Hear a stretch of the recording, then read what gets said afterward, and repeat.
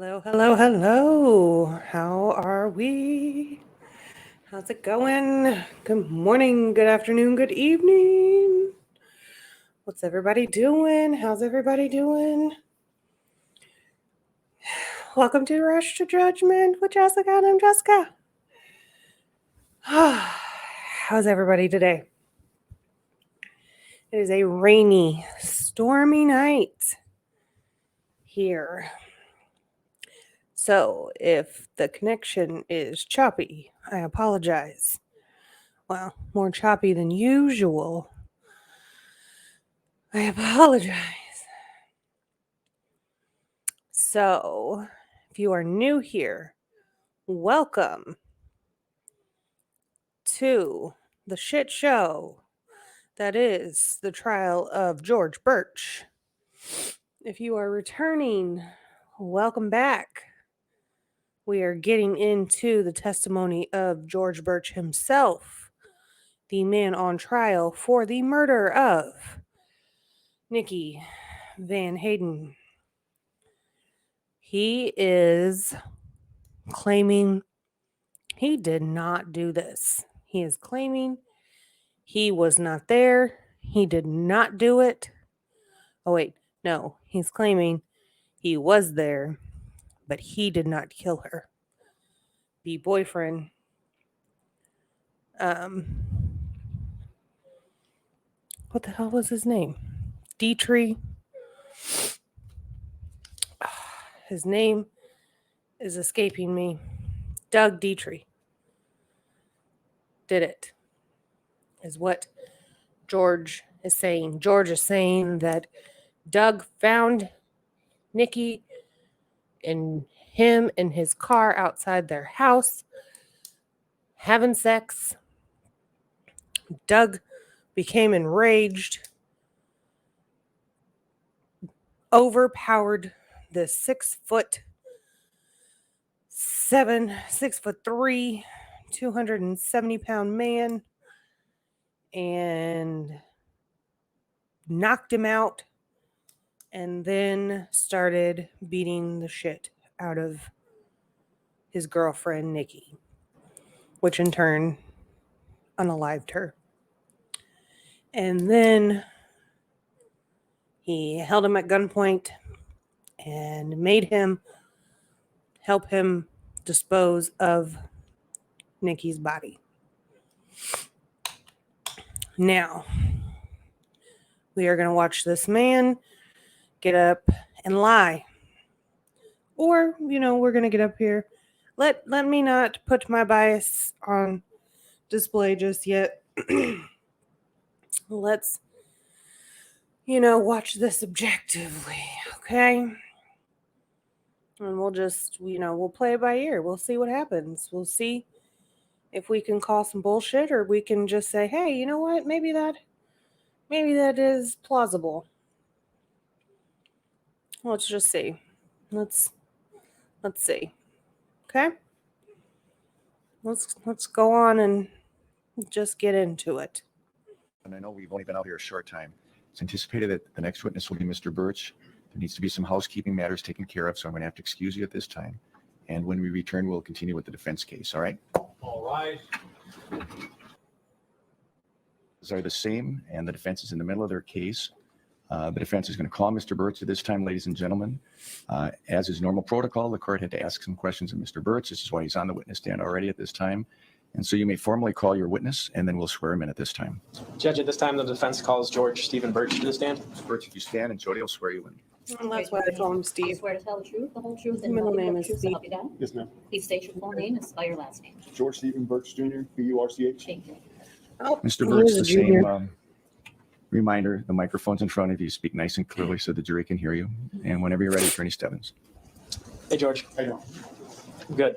You've been sitting here for a long time. Yes, sir. Probably have a lot you want to explain to the jury. Yes, sir. Let's start from the beginning. Okay. Where were you born? Hampton, Virginia. Hampton, Virginia? Yes, sir. Are there any other cities or names that Hampton, Virginia goes by? Newport News. Newport News? Yes, sir. And what part of the state of Virginia is that in? It's the far southeast side of Virginia on the Atlantic Ocean side.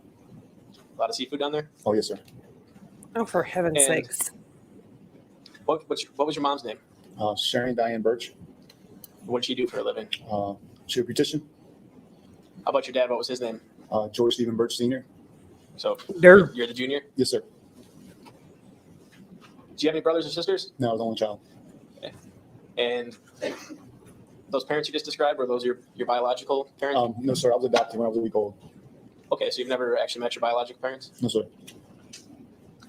And what did your dad do for a living? He was head supervisor of an insurance firm. So like a salesman or?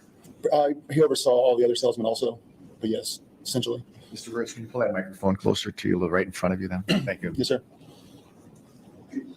So going back to Hampton, Virginia, or Newport News, could you describe that community as you grew up in it?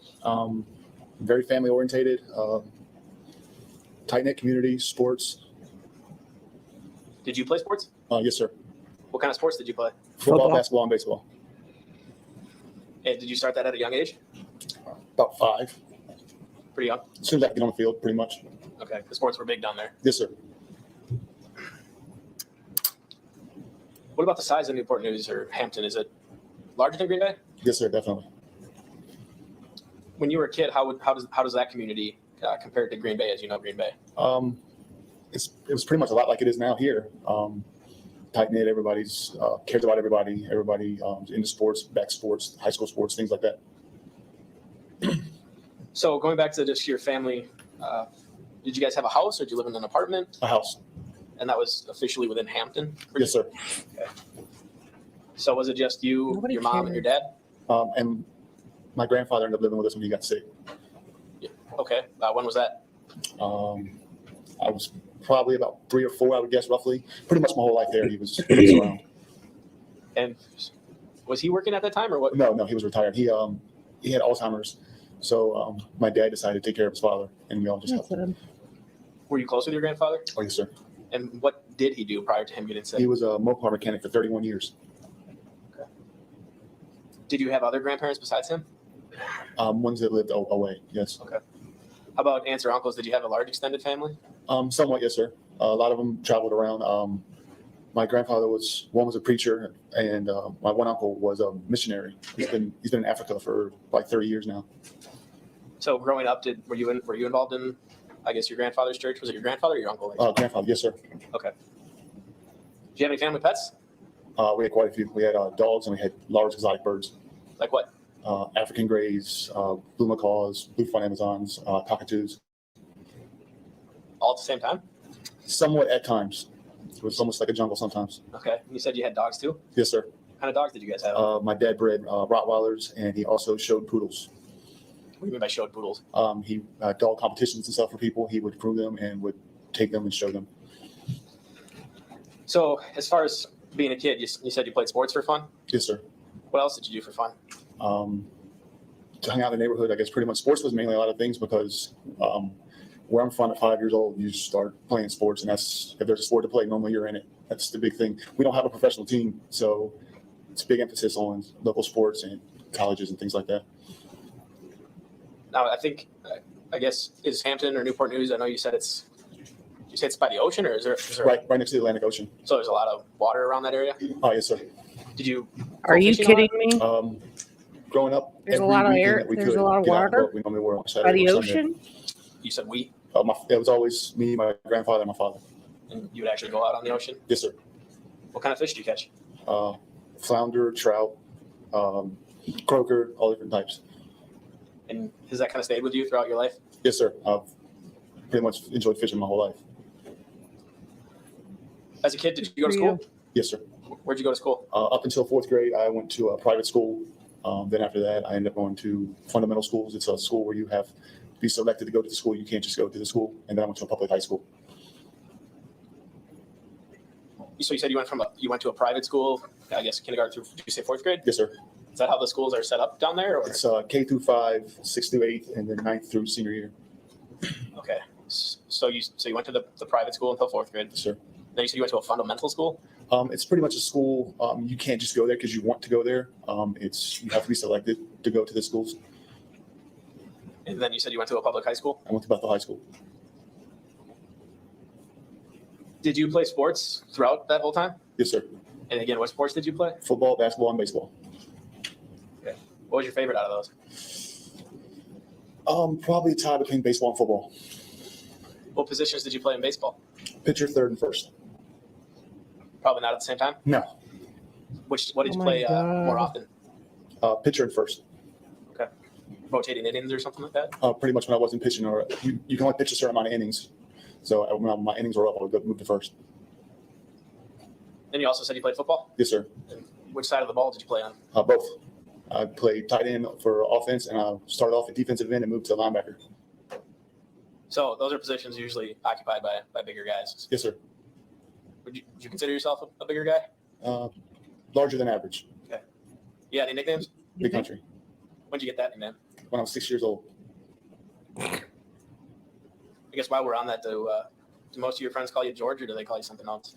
Most people call me Big Country. Like I said, I've had it growing up playing sports my whole life, and it's just always stuff. That's what the average person calls me. If not, they call me Steve. And if they call me Stevie, that means I've known him since I was real little. Did you work in high school? Yes, sir. I worked. My first actual job was when I was 8 years old. I got a gas can and a lawnmower for my 8th birthday.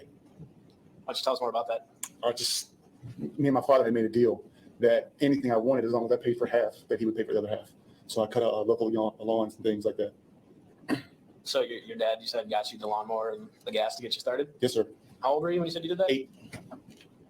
And then did you say you cut kind of the lawns? Neighborhood lawns, clean gutters, rake leaves, whatever needed to be done. I was a huge Michael Jordan fan at the time, and all his stuff were expensive. My dad didn't believe in paying more than $10 for a pair of jeans. So, Did your dad help you, or at least in the beginning when you were doing that stuff? yes, sir. My whole life growing up, he helped me. Kind of showed you how to do that? He taught me how to work, just to work hard and have a good work ethic. You close with your dad? My best friend. So when you were in high school, were you still doing lawn care and landscaping? Yes, sir. Did you have any other jobs? I started when I was 13 as a dishwasher in a restaurant. What was the name of that restaurant? There's 2 of them. They're right next door to each other. One was Sammy and Nick's, and one was Captain George's Seafood. So when you say they're right next door to each other, is that like a downtown area, or? Where I lived, my house was 2 doors down from a main highway or main road, and they were on the main road. And you said the first one was at Sammy and Nick's? Sammy and Nick's, right? It was a Greek restaurant. And what did you say you did there? I would start off as a dishwasher, and after a couple months, I started paying more attention to the cooking aspects of everything, and they noticed I was paying attention and learning, and they ended up moving me to a cook. And was that, I guess, how soon did that happen? Were you still 14 or? 14 roughly, yes, sir. And the other restaurant, what was? It was Captain George's. It was a prestigious, high-end seafood restaurant. And what did you do there? Started off dishwasher, ended up moving to line cook. And what exactly is a line cook? Predominantly is anything that needs to be done to get the food out the window, honestly. It could be fry, salad, dessert, whatever needs to be done to sell the food. And while you were working those 2 jobs, had you given up on the, I guess, personal lawn care business? No, whenever there wasn't other things going on like sports or anything like that, I helped my father. We had a little side business we did when he wasn't working on the weekends. Okay. So you were essentially in school, playing sports, and then working those jobs at the same time? Yes, sir. Now, you described the area you grew up in. It's fair to say you said it's kind of similar to how Green Bay is. Yes, sir. As you grew up, did that start to change?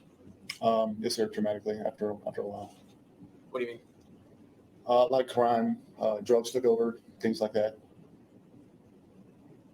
Did it continue to get worse as you got older? It definitely escalated, worse and worse. While we're kind of on that subject, George, have you ever been convicted of a crime? Yes, sir. How many times? 5. 5. Now, after high school, Were were you still were working those at crimes? Sam and Nick's, and I forget the name of the other one. Captain George's? Yeah, were you No, sir. I ended up working at other restaurants. You forgot Captain which George's. other restaurants? TGI Fridays and Olive Garden. What'd you do at Fridays? Was a lead grill Olive cook. Garden. Yeah, so what does a grill cook do? Pretty much Cooks prepares all the fucking grilled meat food. and everything that would come off the grill area. And what about at Olive Garden? Saute cook. So what's a saute cook do? Oh, 3/4 of Olive Garden's menu is saute. It's you make the sauce, you prepare everything that comes out.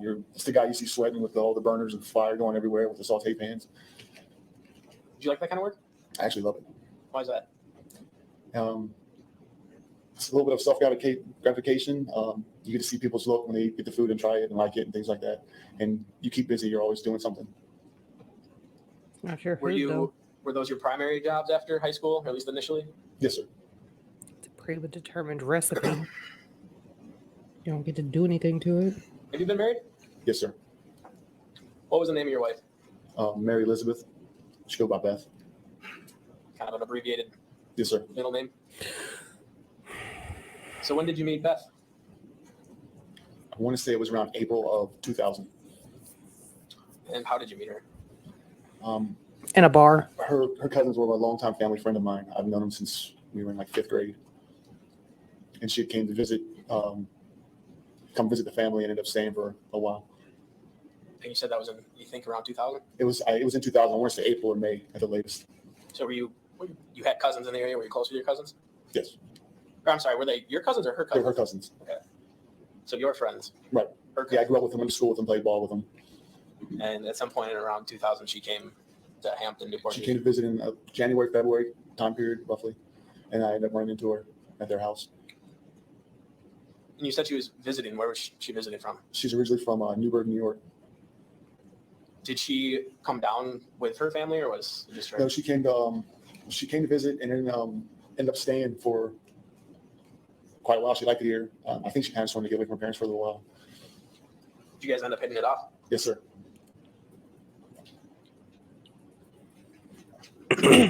So did you guys stay together in Virginia?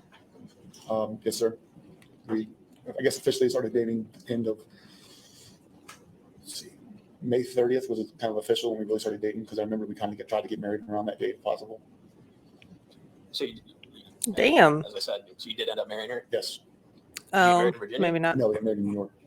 So how did you guys go from Virginia to New York? That's where she was originally from. That's where she was visiting.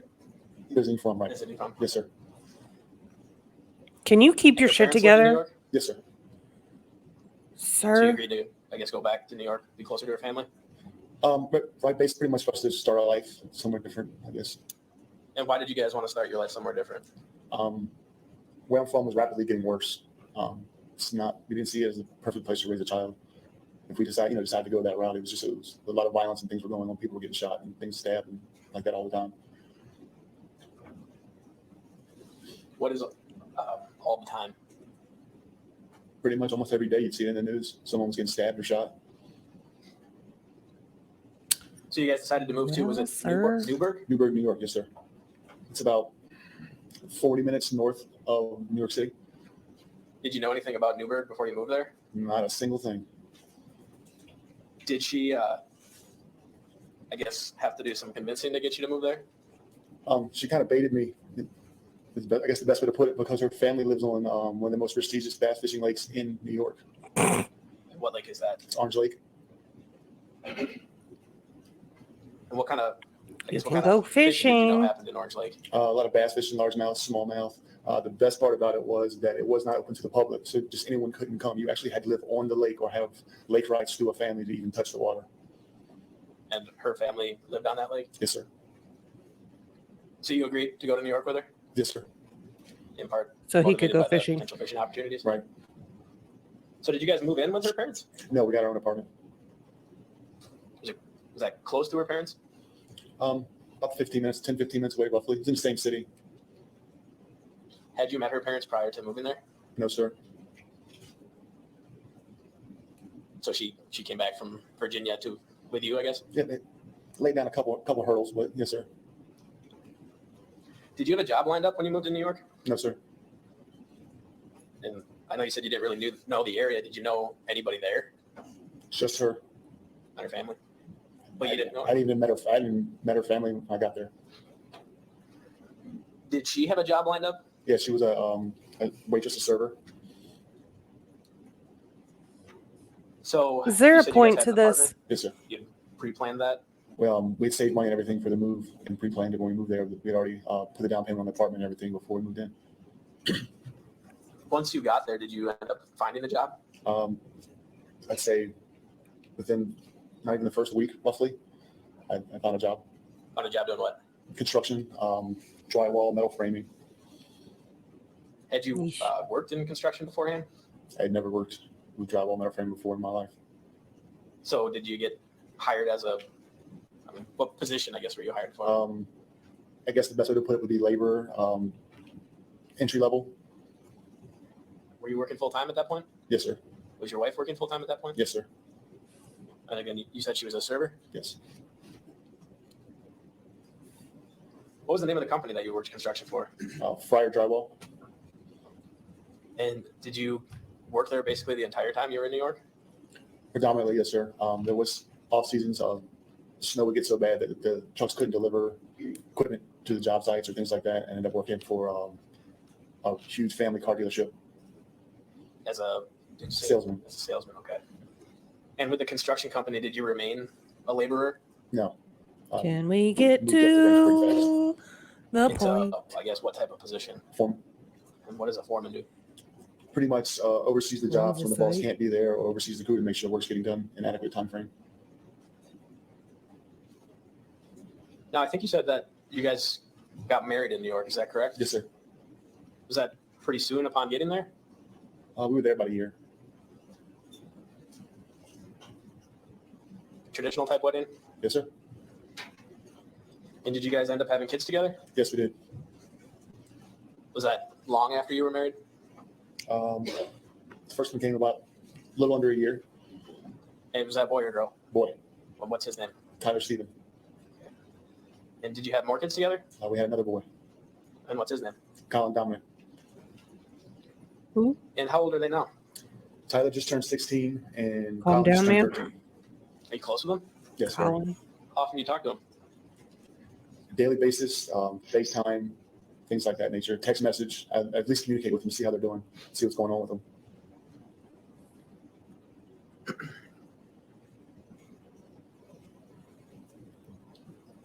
Now, I guess we talked about Beth's parents a little bit. What did they do for a living? Her mom What the fuck does that pretty matter? much didn't. She worked part time as a retail sales, but for the most part, she stayed home. Her dad owned a construction company. Okay. And what did her dad own a construction company? Yes, sir. Separate from the one you were working for? Yes, sir. So as you guys were having kids, did you both remain working? Yes. Her mother ended offered her services to watch her grandson. Okay, so her mom kind of helps raise the kids. Yes, sir. That allowed you guys to keep working. Yes, sir. Sorry. No, you're fine. I know you said you didn't know anybody when you moved to New York, but I assume you started to meet people. Yes, sir. Was one of those people Ed Jackson? Yes, it was. How'd you meet Ed? Through one of my coworkers at the drywall company. We happened to be talking about fishing, and he was telling me how he had a buddy he'd go fishing with, and he asked me if I wanted to tag along with him, and we all ended up going out on a Saturday morning going fishing. Did you guys? And I guess how long had you been living in New York before you met Ed? Roughly about a year. You said you met through a coworker. Yes, sir. Did you and you went fishing together? Yes, sir. Was that on this prestigious lake? No, that wasn't until later when they found out I had access. Okay, tell me more about that. We went fishing this one lake you could walk up in and walk across the rocks and waterfalls. That's where we originally went fishing. And I, talking to people in general about fishing, had scouted areas that you could get into. And I ended up taking them not to Orange Lake, but to another secluded lake that was used for bass fishing. And you said you had known about that lake, Yes. and they didn't. No, sir. Did a lot of people know about that? No, it's an old apple orchard. You had to, one, know where the trail was, and two, you had to have a four-wheel drive vehicle that you didn't mind getting scratches on to get to. And did you have that kind of Yes, vehicle? sir. Had a Jeep. Now, you said you met Ed through your coworkers. Was it you and your coworkers and Ed that kind of always went fishing together? It was, originally it was me, my coworker, and Ed. And then for the most part, it was normally me and Ed almost every weekend. And his son would tag along every once in a while. So you guys spent a lot of time together. Yes, sir. Was Ed married at that point? No, sir. What? Was we heard from Linda Is it Jackson earlier? Was Linda there with him? No, sir.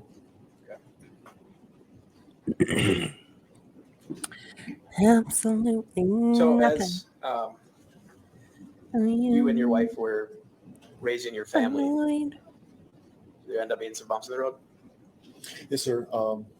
Obviously, they're not married We anymore. married very young.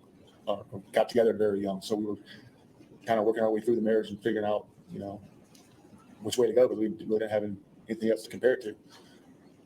Were her You parents probably beat her I ass a guess, couple times. involved in the relationship? Somewhat, yes, sir.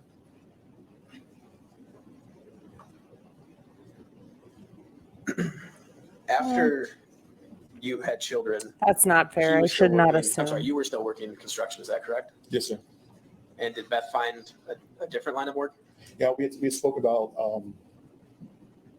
long-term goals, what we plan on getting out of life, where we want to end up at the end of our life together, or hopefully still together.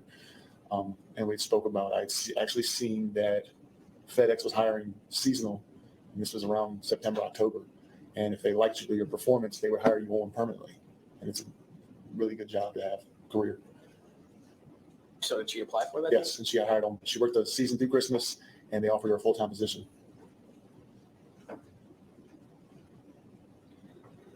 Eventually, did you and your family leave New York?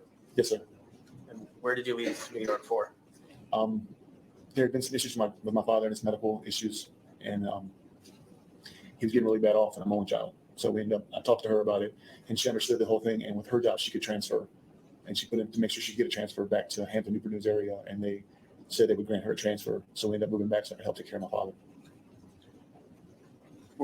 Was your father still married to your mother at that point? No, sir. Were they divorced? Yes, sir. When did that happen? When I was like 10, roughly. So it was while you were living in New York that you got wind that your father's health was. Yes, sir. And I didn't want to be far away in case something happened. I couldn't get to him. Had he been sick before then? Small problems, nothing huge. But then he was born with an enlarged heart, and pretty much his heart was shutting down. And so your mother wasn't really in the picture helping him at that point? No, sir. They were Where was he living? divorced. He had his own little apartment. So you Maybe discussed the they situation with didn't like each Beth other and decided to anymore. move back to Virginia. Yes, sir. She completely understood. And did you say she was able to transfer her job? Yes, sir. The kids came with you? Yes, sir. No, they stayed there. Did you We move in don't with your want dad? them. No, sir. We moved reasonably close. I could get to him within a matter of probably 3 minutes if I needed to. So was that an apartment or a house that you Moved to a house. did you have that prearranged prior to moving back to Virginia? Yes, sir. We already had the all established, and we already paid the move-in fee and everything before we even got there. We moved right to the house. As soon as we came to Virginia, put right in the driveway and looked at the truck. And obviously, Beth had that FedEx job. Did you have a job lined up? Yes, sir. What job was that? It was a window installation and caulking company.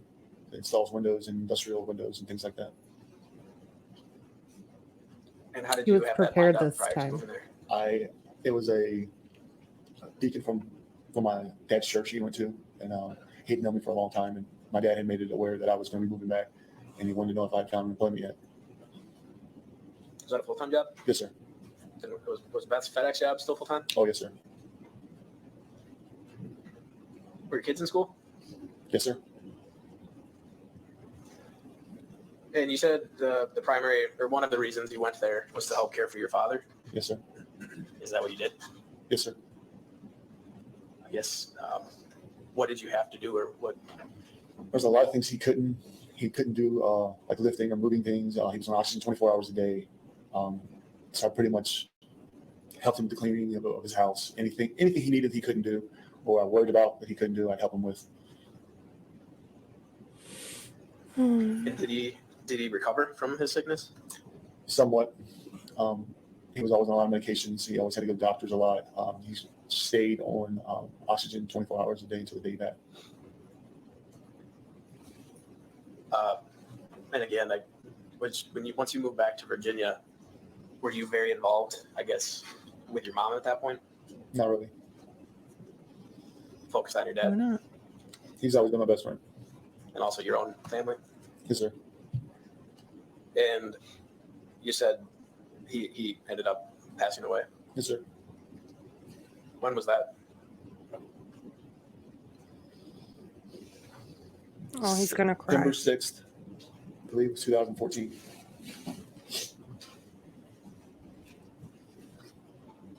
you still married at that time? Yes, sir. And then after that time, I guess, would you say your relationship with Beth, I guess, continued to deteriorate? Yes, sir. And eventually divorce paperwork was filed? Roughly about a year later. How'd your kids handle that? It hurt them. But it got to the point where we had made a promise that if we were arguing and we were doing it in front of the kids, we didn't want to grow up seeing that. Eventually then, did they kind of understand the situation? We talked to them about it. They were getting up, and we've always been very straightforward with our kids, very open and honest with them. And we try not to sugarcoat things if we don't have to. We can be honest with them. We keep it that way. And you guys were living in that house. Yes, sir. Did one of you move out of that house? She ended up moving in with her parents and taking the kids. So her parents, did she go back to New York? No, they probably, I want to say about 3 years, 2-3 years after we moved back to Virginia, they ended up moving down here. They missed the grandkids. That's the excuse they used. So they moved, and were you guys again in the kind of the Hampton, Newport News area? Yes, sir. And that's because that's where your dad was? Yes, sir. So you remained in the house that you had with Beth and the kids? For a while. Were you still working at that point? Yes, sir. And was that through that window company you talked about earlier? No, I worked for the window company for a little while, and I ended up getting back into working in restaurants. Was that like TGI Fridays again, or I worked for Olive Garden for a while, and then I ended up becoming a sous chef for a 4-star restaurant. what was the name of that restaurant? It's Thomas Schlesinger's. It's a prestigious steakhouse. They have one in Virginia and one in New York. Distinguished steakhouse. You said you were a sous chef? So what's a sous chef? Pretty much I was the person underneath the head chef. I made sure everything he said got taken care of. And again, you liked that kind of work? I love it.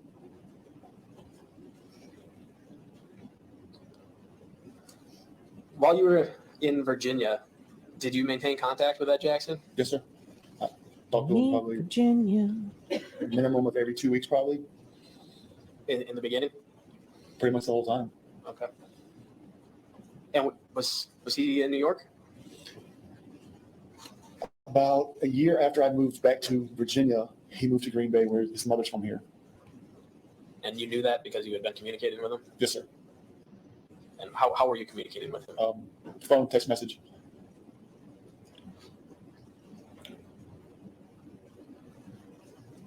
So he, I guess, was living in Green Bay for a period of time before I guess you and your wife split up. Can you talk? Can you just talk? You don't sound And you prepared. had been You're communicating with him irritating the about, fuck I out of me. guess, how his life Like, was going. get your shit Yes, sir. He always told me I'd like it here. I kept trying to tell me to come visit. But the only vacation we got, we always went on like cruises or something. Did he ever visit you in Virginia? No, sir. I can't speed it up. You talk slow as fuck, but I can't speed it up because George And I guess, talks so fucking fast. when did you first know Your of Linda questions Jackson? come out like fucking molasses.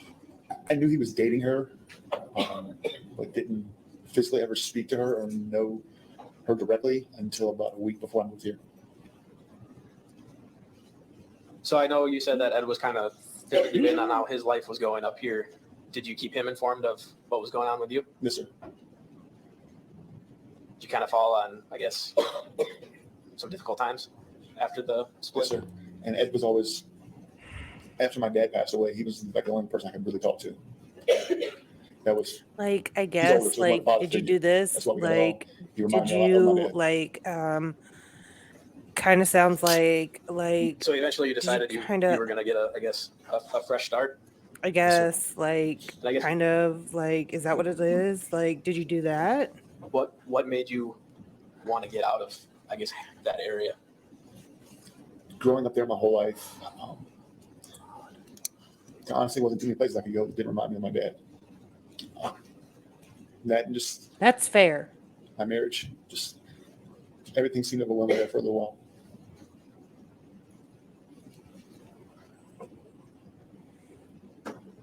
You don't need to What did pause you know for about dramatic Wisconsin before you effect. came here? Packers, like to drink beer, that's and cheese. That's honestly about all I knew. So all the stereotypes. I'd say yes. Did you know anyone besides Ed living here? No, sir. And eventually you and Ed, I guess, worked out arrangements for you to come to the Green Bay area. Yes, sir. What arrangements did you guys make? Pretty much come here and get away and find my bearings and decide what I want to do. How'd you get here? Train. 27-hour train ride. What route did that train travel? I got on the train at like 6 o'clock God. Sunday morning in Newport News, Virginia. And I went through DC, lay over there. You want him to go through a 27-hour train ending in ride? Chicago. Who paid for that train ticket? I believe Ed did, but when Ed or Linda.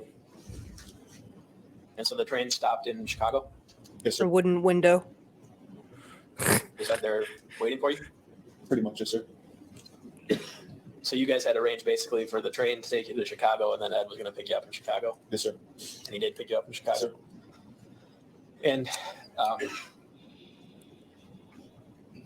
as far as Chicago. dates and stuff go, to your best of your knowledge, when was it that you actually came or you got to Chicago? I got on the bus. I mean, on the train. Sorry. Oh no. It's February. I'd say it was February 28th, if I'm not mistaken.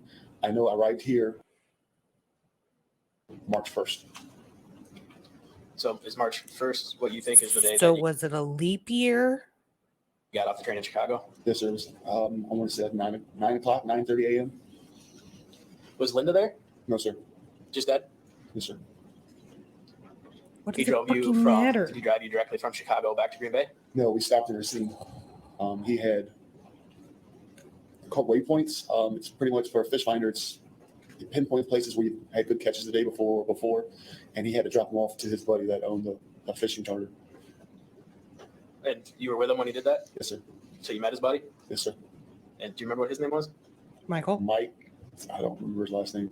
Hanky? And you say he owned his own, I guess, charter company? It was A1 Charters, fishing charter. You don't remember Did his you name? stay at They Ed- just I'm said sorry, his at name Mike's the at other that point? day. No, we were only there for roughly about an hour. You guys introduced yourselves to each other? Yes, sir. Did you, obviously you and Ed had fished a lot together prior to this. Did you guys discuss potential for any sort of upcoming fishing trips? We spoke about 2 months later, roughly. We were going to go on a fishing with Mike's boat out in, I believe it's Lake Michigan. But you didn't go fishing at that point. No, sir. So after you stopped at Mike's, did you continue your drive to Green Bay? Yes, sir. Stopped at McDonald's and then came to Green Bay. And who was driving? Ed was. And what kind of vehicle was he driving? Chevy 3500 HD. So a truck. Yes, sir. I know you said you went to McDonald's, but then from there, did Ed bring you directly to his home? Yes, sir. And do you recall the address of that home? 912 South Greenwood. I think it's Avenue. And that's Ed's house. Yes, sir. And you knew at that point that he was living there with Linda, They made me aware of it. She wasn't there when I got there. but she knew you were going to be coming. Yes, sir. You guys had made arrangements for you to stay with them. Yes, sir. And I think you said when you arrived at that residence, Linda wasn't actually there. No, she was still at work. Do you recall around what time you made it to Green Bay? It was afternoon, roughly 1 o'clock, maybe 1:30, somewhere around there. So you get to Ed's place, and I guess, What what do you guys do once you get there? Came inside, introduced me to the dogs. does this matter? Introduced me to his father. I didn't even know his father lived there. I just called him Mr. Jackson. I don't remember what his first name was. And he showed me my room would be. Carried my stuff to my room. What were the dogs' names? Zeke and Athena. I mean, Zeus and Athena, I'm sorry, was a German Shepherd. He actually passed away about a month after me being there. He had a heart attack. And they had a huge Doberman named Athena. So, 2 dogs, Ed, Linda, and Mr. Jackson. Yes, sir. Did you say you had your own bedroom? Yes, sir. Could you just, I guess, briefly describe how this house is set up, how it's laid out? From the street, you walk in, it's, I guess, a mudroom, what you call it. And then you go into the main door. When you go into the main door, you can go left. And it's the living room, dining room, kitchen, bathroom. And there's a bedroom right there in like the dining room area. And that's where his father stayed because he had to climb the stairs. And then on the other side, you go, as soon as you come through the door, you go to the right, it's stairs that go right up. My bedroom was the first door on the left. And then there was an office, and then it was Ed and Linda's bedroom. So Mr. Jackson, Ed's father, he has his own bedroom. Yes, sir. You had your own bedroom. The Yes, sir. dining room. And then Ed and Linda shared a bedroom. Yes, sir. And then your bedroom and Ed and Linda's, those 2 bedrooms were on the 2nd floor. Yes, sir. There was an office in between. Did you bring a lot of stuff with you when you came here? Not really. Pretty much they have on certain things you can carry on a train. So- Some clothes, 2 pair of work shoes, and a pair of Jordans. When you say a pair of Jordans. Shoes. Tennis shoes. Jesus fuck. So they had a bed, I guess, set up for you. They told me they'd have all that. I'll just bring my clothes and bring myself. And I think you said you first arrived at that residence and got the tour, showed your room sometime in the afternoon. Yes, sir. What happened after you were, I guess, shown the residence? What did you guys do? They told me I had some things he had to take care of, and told me I pretty much went and passed out in my room for a while because it wasn't that easy to get any sleep on the train with a lot of people moving around and bumping into you. It didn't fit too well in the seats either, so that didn't help. Judge, may we briefly approach? Sure. Well, maybe you shouldn't be Andre the fucking Giant There's going to be riding on a train. area direct examination. It's a logical place to start. And have your lunch break. We'll reconvene at 1:15 and continue with the testimony of Mr. Burch. We'll see you then. All right. Oh yeah, Good afternoon, ladies and gentlemen. We're back on the record in the Burch matter. The appearances are the same as they've been throughout the day. We're in the middle of the defense case, and Mr. Burch is still on the stand in direct examination. Because we are beginning our afternoon session, I'm going to ask Madam Clerk to swear Mr. Burch in again. If you'd stand, Mr. Burch. Please stand, raise your hand. You swear to tell the truth, the whole truth, and nothing but the truth, so help you God. Yes, ma'am. Please state your full name. George Burch. Thank you. George Stephen Burch Jr. Sorry. Yeah, may be seated and speak into the microphone, Mr. Burch, and then Attorney Stebbins, you can continue with your direct examination. Thank you, Judge. Judge, I believe we left off basically upon your arrival to Green Bay. Yes, sir.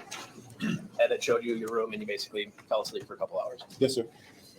And I forgot to ask you, did you bring your kids with you? No, sir. Ooh. Did you talk to them about your plans to move to Wisconsin? Yes, sir. I sat him down and pretty much explained to them the situation I was going through and everything. And they let me know that they were 100% behind me, whatever I needed to do. So are they still in Virginia? Yes, sir. And I think I asked you this earlier, but do you remain in contact with them? As much as I can. Yes, sir. Set phone calls or Phone calls, text. We even used to go as far as playing Xbox Live. That's one way I learned that at a young age to communicate with them. And sometimes you get a lot more out of them by playing video games with them because they'll talk to you openly. And since I couldn't physically be there to play with them anymore, I would play online with them. That way I could still talk to them. when you came to Green Bay, did you have a job lined up? That's fair. No, sir. I was just going to be working with Ed to help him out. What does that do again? He's a mechanic. So did you guys discuss that prior to your arrival? He basically just said that I could, it's pretty much the way of earning my keep was just helping him around the shop. That way, he didn't have to hire anybody, and anything he needed done, I would do for him. Go get parts, help change brakes, rotate, whatever needed to be done. So let's go back then. You got here, you passed out from the trip and woke up. Did you guys do anything that night? We ended up going out to a restaurant, bar/restaurant, I guess. It was like their last night being open, actually, for wings. It was on Monday night. I know it was by the water. That's all I know. Did you meet Linda at that point? Yes, sir. Okay. Did you guys have any sort of prearranged rental agreement prior to you getting here? No, sir. I assume that topic came up at some point. Yes, sir. What kind of arrangements did you guys agree to? It's pretty much once I started working and had money coming in where I could pay, that I would pay $100 a week. So you said you had planned on just kind of helping out Ed on odd jobs, whatever he needed. Right. Did you do that when you got here? Yes, sir. His business was mechanic, and he would also go. One big thing about his business was he would come to you if your car broke down somewhere and fix it on the side of the road or fix it at your house and everything. So I would go help him do little odd things he needed done. Did you, in addition to helping him with his mechanical work, did you do other things around the house? Cook, clean, help cook, like him and Linda would go out sometimes, so I would cook and clean or help cook for his dad because his dad had to eat by like 5 o'clock. And I'm used to dealing with older people and helping them. So it didn't really bother me. Plus, doing landscaping or whatever, shoveling snow or whatever needed to be done. So it's not like you did everything, but you just kind of helped out here and there. Whatever he asked me to. Okay. I would like to have a servant. Did you eventually in get my a job, home. a different job, or your own job, I should say? Yes, sir. When I first moved here, even though I was helping him, I still was searching for employment. That way I could, earn my own keep also. It's nice to have money in your pocket. And where did you end up What working? is it? Blackstone on the east side. Had you, did you go to Blackstone, or how did you come across that opportunity? Actually, I went on Craigslist for the Testifies hiring in Green Bay, and it said that they were hiring. And I had mentioned it to Ed. We had talked about So it. far, I'm not gonna And, lie, one night we were working doesn't late, sound and he said before his dad has to eat early. a cold-blooded So they killer ate at like 5 to o'clock, me. and we didn't get done until like 7:30, 8 o'clock. So he suggested we go What? grab a burger at Blackstone on the west side. So Blackstone on the west side, you guys, Yes, sir. did you actually go there? Yes, sir. Did you get the burger? Yes, sir. And while I was there, he said, well, why don't you just go ahead and fill applications since you're already here? And he knew the waitress and asked if they were still hiring. And she said, yeah, they were always hiring. And I ended up sat there and filled out the application while I was eating. Oh golly I gee. got here. This was Wednesday night. I got here Monday. Oh, heavens. You filled out the application. Did you have an interview at that time, or was it just? Excuse me. No, it was, like I said, by the time we got done eating and everything, it was close to 9 o'clock. So there was nobody really there for me to speak with. She just said that she would give it to the manager, or the owner, because he comes in the morning Did you guys ate your meal? and went home. When did you next hear anything about that job opportunity? Roughly about 1 or 2 o'clock Thursday, the following day, And what happened? they wanted to set up an interview with me to come in and speak to him. They again being who? The owner, the west side is owned by John Hines. The east side was opened for the son Daniel Hines, for him to essentially move back and help with his dad to open another business so he could have a portion of the business himself. So you ate dinner at, was it the west side location? Yes, sir. And then where did you actually end up working? I interviewed at the east side and was hired at the east side. So after you filled out your application, they called you in for an interview. Right. I talked to him Thursday. I said around 1 or 2 o'clock, and wanted me to come in. It was right before lunch the following day on Friday. And what position did you apply for? I originally applied just for cook. Is that what you got hired as? No, I actually got hired as cook / night manager. Why was that? The son was working a lot of hours, and they needed someone that they could depend on, that knew the business and knew how to run the business while they weren't there. So you said you were hired partially as a cook? It's Something you're familiar with? oh, definitely. And then did you say you were A night manager pretty much oversaw coming and going, the wait staff, placing orders, anything to be ordered, any problems with the customers or anything like that. what kind of hours were you promised when you were hired? We had worked out where it would be salary, and I would work 50, but no more than 55 hours a week. And presumably you told Ed and Linda about this arrangement? Ed was actually there when I got hired. He actually sat right next to me when the interview went on. Okay. So then you got hired. Were you working there full time then? Yes, sir. Once you got hired? Yes, sir. Were you working the hours that were promised to you? Originally, yes. What happened? People wouldn't show up. People would call out. People would quit. It's a very busy business there. They do a really good business there. And it got to the point where I was averaging anywhere from 75 to 80 hours a week. And again, during this time frame, you were living with Ed and Linda? Yes, sir. When you first got here, how were you getting to and from work? I had a truck. What kind of truck? I want to say it was 97, 98 roughly. It was a gold Chevy 1500. And whose vehicle was that? Ed's. But you had permission to use that? Yes, sir. At some point, did you start using a different vehicle? The frame, we were actually doing the brakes on the truck because the brakes were going bad, and we noticed that the frame had a lot of rust damage on it, and it was cracking. So did you start using a different vehicle? It was the a 99 Chevy Blazer.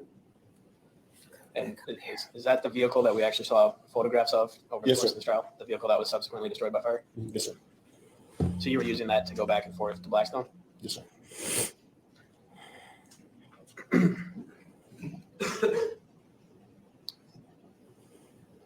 When you got here, what was your, I guess, cell phone situation or mobile phone?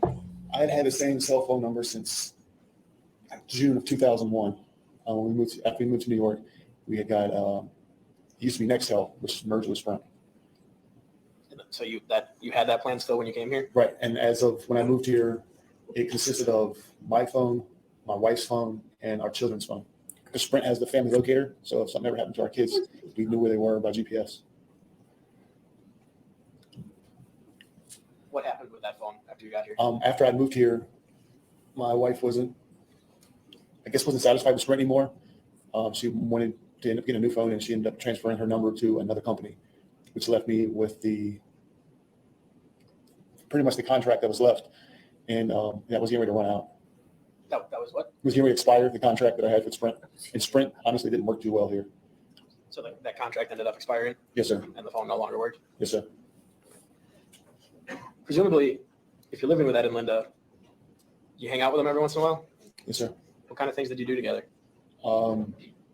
Mainly went out to dinner. We went out to drinks a couple times. Went out to dinner. They took me to their family up in Rylander, I think's the name of it, for Easter. I remember they waited for me to get off work because I didn't get off at Blackstone until like 8 in the morning, Easter morning.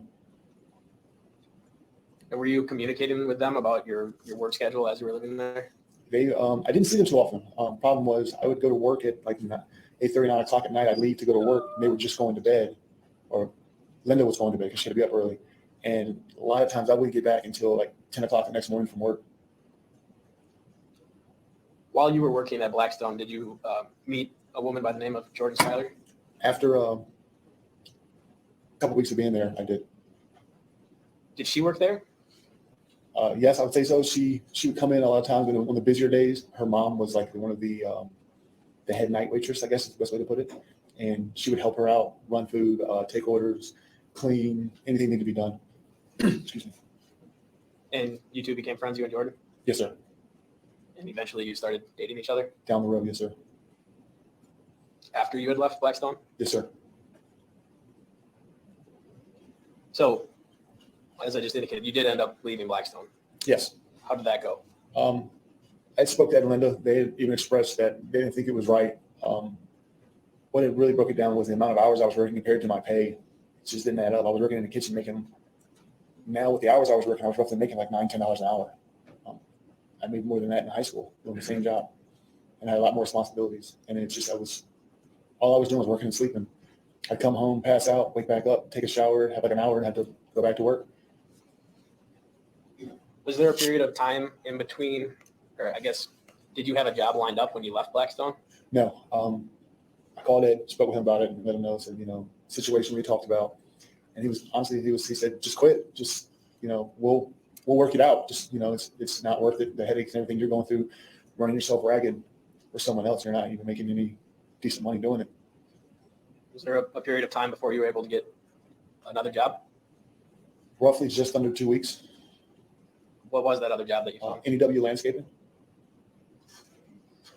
I'll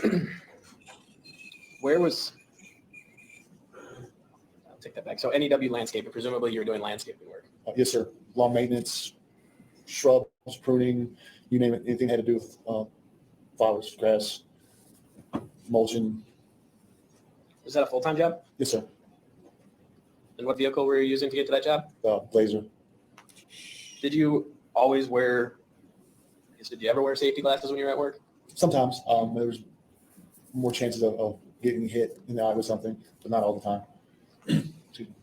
Would you always wear long pants and long shirts? No, sir. What about gloves? Did you always wear gloves? If we were working with something that was going to stab you or prick you or irritate your hands or something like that, yes, but not always. over the course of your work landscaping there, did you ever get injured? Not severely or anything, but bumps, bruises, scrapes, scratches, small things. Nothing that you would like ever file a workers' compensation? Oh, no, sir. You had mentioned that you and Ed and Linda would occasionally, I guess, go out to eat. Yes, sir. Where would you guys go? I believe it's called Who Hot or something like that. It's like a bar. I forgot. They cook your food on stone or something. A couple different places. Went to Pizza Ranch. A couple like mom and pop places. I remember we went to one place I really liked to go. Was it's called Petticoat Junction. We used to go on Friday nights.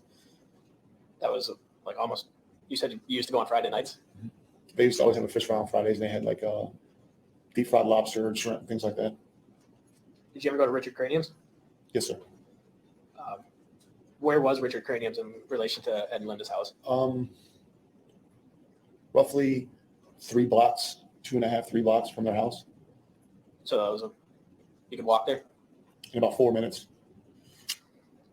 And as you, I guess, got to Green Bay, were working at Blackstone and stuff, would you go to Richard Cranium's by yourself sometimes? Yes, sir. Occasionally. Did you meet people at Richard Cranium's? Oh, yes, sir. You remember any of their names? Jeff Hennon and Matt Weisenberg. Did you like Richard Cranium's? The first time I went in there, I really didn't know anybody. It was kind of where I'm from. You kind of shady. Some places you're kind of leery of where you want to go into because you don't know what you're walking into. But I went in there and everyone was really nice to me. And the second time I actually went back, they remembered my name and they remembered what I drank. So I was like, wow, that's pretty cool. I've only been here once and they remember me.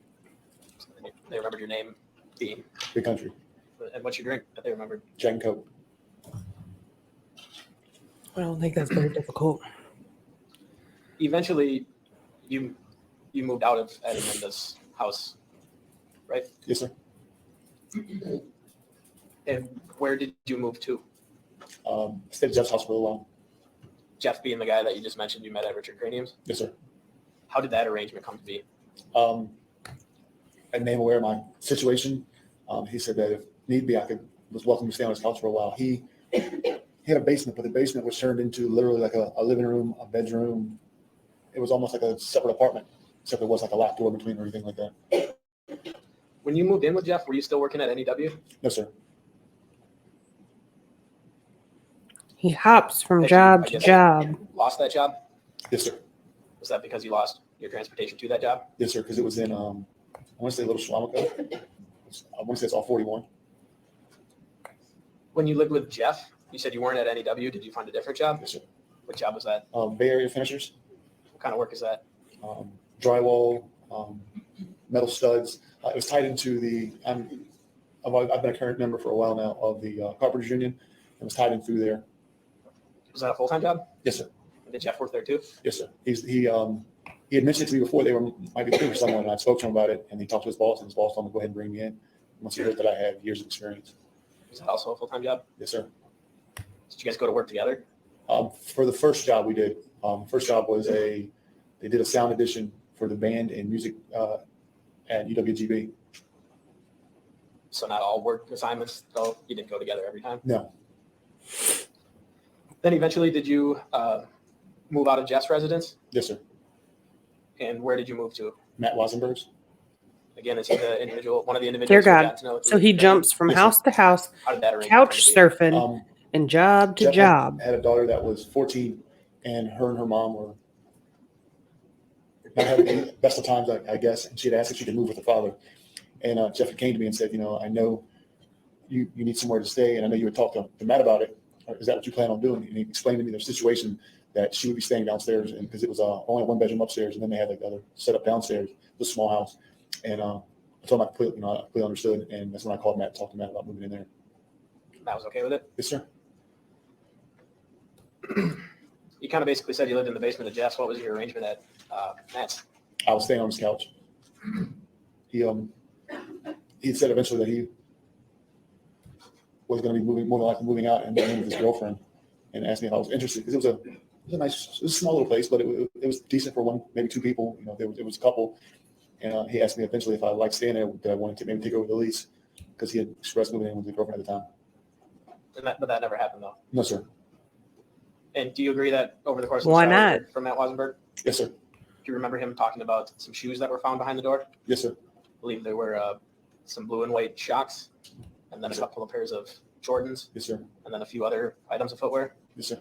Do you agree with his description of the ownership of those shoes? The blue and white socks were his. The gray and black Jordans were mine, and the black with the tannish gold bottom ones were mine.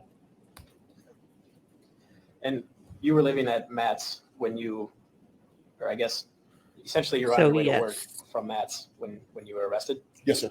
and we've heard officers talk about that arrest. Yes, sir. And obviously, as you are well aware at this point, that arrest led to you being charged with the murder of Nicole Vanderheiden. Yes, sir. So Are we going to get into that you're now? aware that all of the circumstances surrounding her death occurred between May 20th and May 21st of 2016. Yes, sir. So let's go back to that time frame. May 20th, 2016, who were you living with at that point? Ed and Linda Jackson, Where were you working at that point? EW Landscaping, And again, what vehicle were you using at that point? City Blazer. I guess let's start with the morning of May 20th. That was a Friday. Do you remember that morning? Yes, sir. I guess what do you remember about that morning? I get up roughly at 5:15 in the morning, go downstairs, take a shower, get ready for work, make coffee, pretty much drink my coffee and take off for work, get my water. I always take water and put them in the freezer because doing landscaping, you're going to drink a lot of water. So you did work that Friday? Yes, sir. How'd you get to work? I drove the Blazer to, I believe it was Little Quantico, on the interstate. Was that for that sound project? No, this was for I was still working for landscaping at the time. Do you remember what time you got back from work on that day? It was roughly about 5:30. So in there, I remember because when I met Ed and Linda were telling me to hurry in the shower, they would wait for me because that's when we would go to the Petticoat Junction restaurant. The Friday night fish fry? Yes, sir. Did you have other plans for that weekend? We were supposed to be going fishing the following day. Where were you supposed to be going fishing? Racine, And who were you supposed to be going fishing with? that gentleman I spoke about earlier, Mike from the A1 fishing tour. So was this essentially the fishing trip that you guys discussed when you first got here? Yes, sir. Did you go out to eat with Ed and Linda that night? Yes, sir. And where did you say you went? Petticoat Junction, How was that? pretty good. Who was there? Ed, Linda, Ed's father, a couple of Ed's friends, and like one of his fishing buddies, and some other guy that they knew, and one had a wife and the other guy's girlfriend. What did you guys do after dinner? We ended up going to the cell phone company at the mall, Do you remember what cell phone company? Cellcom, And when you say the mall, the one in Green Bay. I don't know the name of it. and you said we went to the mall. Who went to the mall? Ed, Linda, and myself. How'd you guys get there? We all rode in Linda's Jeep. And what was the purpose of you guys going to the mall after dinner? I expressed to them earlier about my cell phone that was going to be getting turned off. And I need to find something. I expressed, and Linda was talking to me about it at dinner, and I told her I was probably going to get a prepaid phone. And she said that I didn't have to go that route, that she could just add me to her line because she already had one with Ed and herself, and she could add my phone just to her line. And so that's what she did. Yes, sir. And that was on May 21st. May 20th. I This apologize. is May 20th at roughly about 8:30 at night. After the mall, what did you guys do? We ended up going to I want to say the name's Pete, but I don't know if that's right. The guy that went out to dinner with us, Ed's friend, fishing buddy, we ended up going by his house because Ed and him were going locally fishing first thing in the morning, Saturday morning, before we went to Racine. Okay, so you went to, you think his name is Pete's house? I believe, I'm not sure though. And that's a separate guy from the fisherman from Racine. Right, that was mine. And I forgot to ask, after the mall or at the mall, did you have a cell phone activated? Yes, I ended up getting a black Samsung Galaxy S5. It was one of those deals where if you get a phone, get a line, they give you the phone for free. And I guess, were you able to, did you have to re-enter all your contacts and things of that nature? No, I actually had my Sprint phone was a Samsung Galaxy 5 S5, the gold edition, and I just got the same phone in the black edition. So there was a way they could link them and just transfer everything right over because it's the exact same phone. They're exactly compatible setup and everything. So as soon as that phone was activated, it automatically had, Synced everything right to it. so you had Matt Weisenberg's number. All my contacts, all my emails, everything was tied right into the new phone. Jeff was in there. Yes, sir. Jordan was in there. Yes, sir. At that point in time, what was your relationship like with Jordan? We had been hanging out, going and doing things. We really hadn't started to be romantically involved yet. It was somewhat getting there, but it wasn't definitely, we're going to be together. I wasn't with her every day. We hung out a lot, but it wasn't every single day. Eventually, was you guys grew into Child. Yes, that would be, it was more over Memorial Day weekend, beginning of June, right around that time, is when we started hanging out a lot more together. So not too long after that point. No, about a week, 10 days roughly. After the murder. Where'd you guys go after Pete's or whoever Ed Buddy's was? We ended up going back home to Ed's house. What'd you do when you got home? I went in my room, changed my shirt, and then I ended up telling them I was going to go out for a little while. What time around do you think you went out? And I guess where did you go out to? I would roughly a little bit after 11, around 11, a little bit, maybe 11:15, roughly around that time. I went to Richard Crane's right down the street. How'd you get there? I drove. Why'd you drive? Where'd you park? When you end on this street's right here, you go up Fifth Avenue towards Broadway, right? Richard Crane is right in the corner of Broadway and Fifth. In the park lot is backside of the parking lot right before you get to Broadway. So I just pulled in right there. Did you go inside right away? Okay, sir. Obviously. What do you remember doing, I guess, when you first got to Richard Cranium's on that night? Just walked in, said hi to like a lot of the usuals that knew me, asked me how I was doing, everything like that. When I went to the bar, I remember bartender's name was Brandy at the time. I don't know if she still works there or not, but she had a drink waiting for me, and I plugged up my new phone because it wasn't charged all the way yet. Richard Cranium's has phone chargers, like every single school has its own phone charger. Was it crowded that night? It's fairly packed. And I guess what's the? I've never been to Richard Cranium's. What's the environment there? What kind of bar is it? I guess you could say somewhat sports orientated. There's a bunch of TVs, projection screen. It's like a happy-go-lucky place. I've never seen any violence there or anything like that. I felt safe enough to leave my cell phone on the counter and go walk outside and have a cigarette and not have to worry about my phone being taken. That helps. Is that what was going on that night? Was it sports? Pretty much. There were sports games on. Everybody talking about their week, what happened during the week, and Just kind of hanging out. decompressing. Oh, God. Yes, sir. And you said the bartender, I think you said her name was Brandy, had your drink ready when you got there? Yes, sir. And what did you say your drink was again? Jack and Coke. So you were drinking on this night? Yes, sir. How'd she have it ready? She Did knew you you were go? coming. Alone? Yes, sir. At some point when you were there, did you end up meeting someone who you now know as Nicole Vanderheiden? Yes, sir. Tell us more about that. I was in the bar area. Went out before, had a cigarette, came back and standing there, and I don't know if I was watching TV or what it was, or talking amongst friends around me, but I noticed there was Watch his fairly speech attractive pattern blonde woman change. standing next to me. Watch What him was she start doing? fidgeting more. I believe she was getting a drink. I'm not sure. I just, there's a couple people over here, and she was over here, and I started talking to her, just making conversation.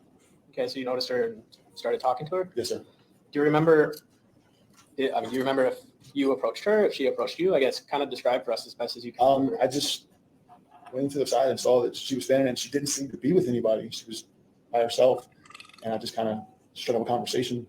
She was right in the vicinity, right next to me. Did you see her walk in with anybody? No, Did you see her walk in? I don't remember her walking, her coming in or where she came in, because you could come in through the front or the back. And I just remember looking over, and she was standing close to my area at the bar. And you don't remember seeing her before that? No, sir. You struck up a conversation? Yes, sir. What kind of stuff were you guys talking about? First started, she said that didn't sound like I was from here. I don't see myself as having an accent, but a lot of people do. And she just asked me where I was from, and started from there. Just talked about in general. I had moved here and everything. talking about my past or just in general, tell her things about myself, trying to get to know each other. At any point when you were talking with her, did anybody arrive that seemed to be with her? No, we sat there and talked for a while. Did you guys talk about relationships? We both expressed that we had been through marriages. I told her I had kids. She told me she had kids from marriages. She was, I don't remember if she said separated or divorced.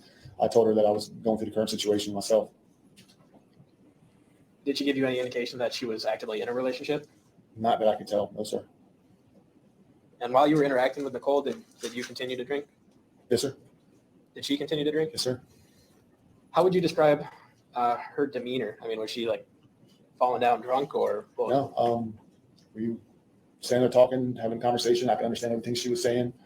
She wasn't sloppy drunk or anything like that. I didn't notice her stumble or anything. As best as you can remember, I mean, how were you acting towards her? I was flirting. And how was she acting towards you? Somewhat the same, pretty much. Starting back and forth with each other. So I guess tell me more about that if you remember. I mean, what, if you remember, gave you the impression that you were flirting with her and she was flirting with you? I moved a little closer to her, just talking, laughing, joking, giggling, light touch here or there, just things that you can pretty much tell if someone's kind of into you, I guess would be the best way to put it. Were you guys there for a while? Till they kicked us out, pretty much. So around bar close? Yes, sir. How does bar close work at Richard Cranium's?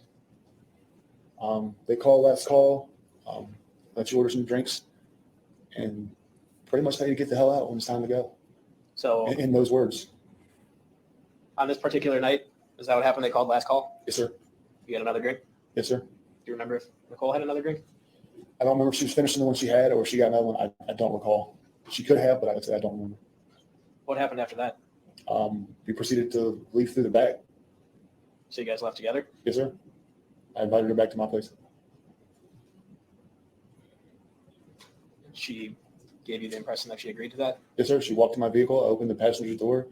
She got in the passenger's door, shut the door, went around to the driver's side and got in my Blazer. Then what happened? We went back to my house right down the street. Did you guys get out of the car? Yes, sir. What did you do? We went in the house. We weren't planning. When we walked in, Ed's father was sitting there in the road, which kind of, I guess, slowed things down a little bit, I guess, in the way they were progressing to. So what happened? You walked in and Ed's dad was awake? Right, sitting right there at like the living room, dining room area in his robe. So what did you guys decide to do? Excuse me. She needed to use the bathroom. She asked me if she could use the bathroom. I told her to go right ahead and show her where the bathroom was. And then when she came out, we proceeded to go back outside, and then she said we could leave, go back towards her area.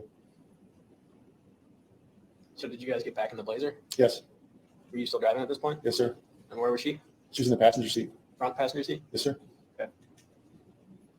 And your recollection is at that point, you said she had invited you back to her place? Yes, sir. Did you know where her place was? No idea. When you guys got back in the car, did she, I guess, give you an address to type into a GPS? No, she just gave me directions. She told me to head back towards Broadway. Is that what you did? Yes, sir. What'd you do when you got to Broadway? Made a right. And is that, why would you go right? That's where she told me which way to go. So she essentially was giving you directions as you were driving. Yes, sir. You had to Turn left up here. adjust. Turn right up here, go straight. Yes, sir. And you were under the impression that you were going back to her place? Yes, sir. At this point, I guess, did she give you any indication of? He's Did she nervous. tell you where her place His was? voice No. keeps cracking. Yes, sir. She give you a general neighborhood where it was? No, sir. I wouldn't have known if she had told me where it was.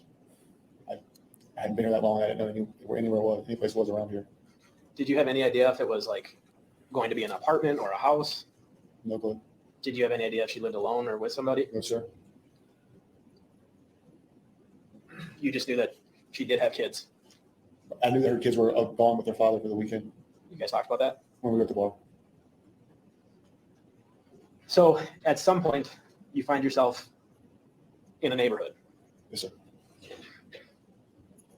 She stopped, I guess, giving you directions. She told me to pull over on the right. And now that we've been here and you've seen maps and things of that nature. Do you believe that that was Berkeley Road? Yes, sir. So why did she have you pull over on the right? Do you know? I don't know why she picked that exact spot to pull over. No, sir. Did you have the impression you had arrived at her residence? Yes, sir.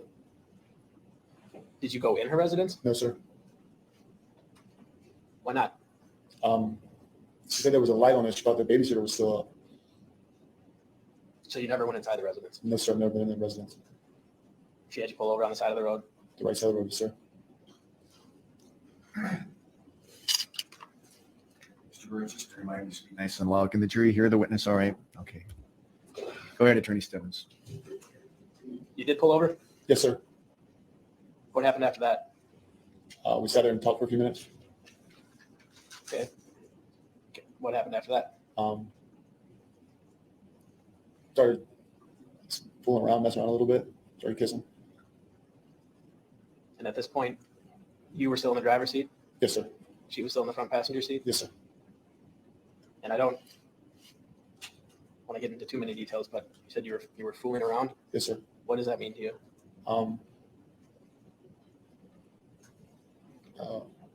Kissing. I was kissing her neck a little bit, touching each other.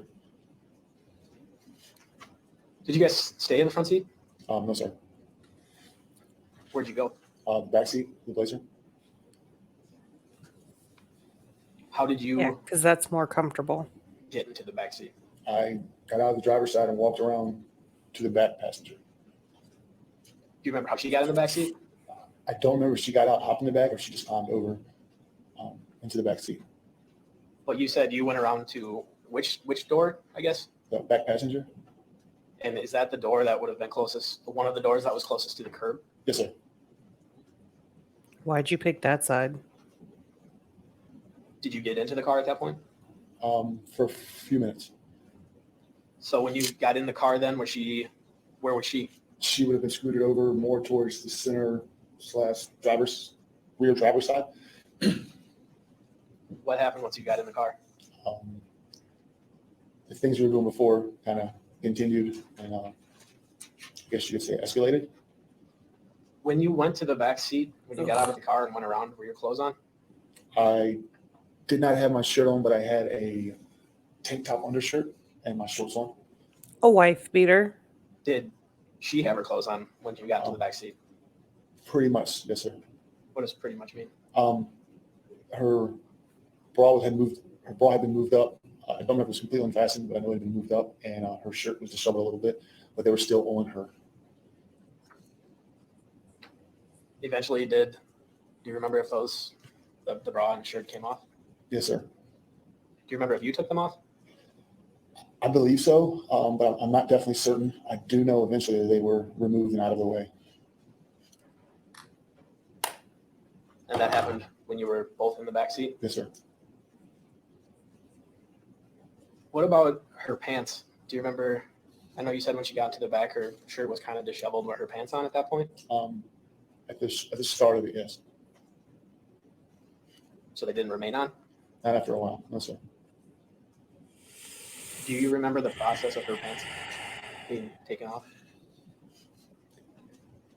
We had first touching, me touching her in certain areas, then me going inside her pants, getting to that same area, and then they were eventually removed. And you said you were wearing shorts? Yes, sir. Did you ever take those shorts off? Not completely off. What does that mean? They were later on lowered down around my ankles, but I never completely removed them from me. I think you said that originally you actually got into the back seat. Yes, sir. Did that remain the case? In the mix of everything going on, it's kind of hard to maneuver with me in the back of the Blazer and her in the truck together. There's not a lot of room for me. Naturally, my head pretty much almost hits the roof, and then trying to move around and finagling and doing things just didn't work. So I ended Gee, up you think? opening the back passenger door. It was very quiet. Like it wasn't, didn't worry too much about someone really anything out there because there wasn't, like I said, I've never even seen a car come past or anything. So you said you opened up which door? The back passenger door, it was a 4-door Blazer. And you got out of the vehicle? Yes, sir. Where was Nicole at that point? 3/4 of the way, I'd say, laying down across the back of the Blazer. When you say 3/4 of the way laying down in the back seat of the Blazer, Sir. I guess, Use your What do you mean by that? imagination.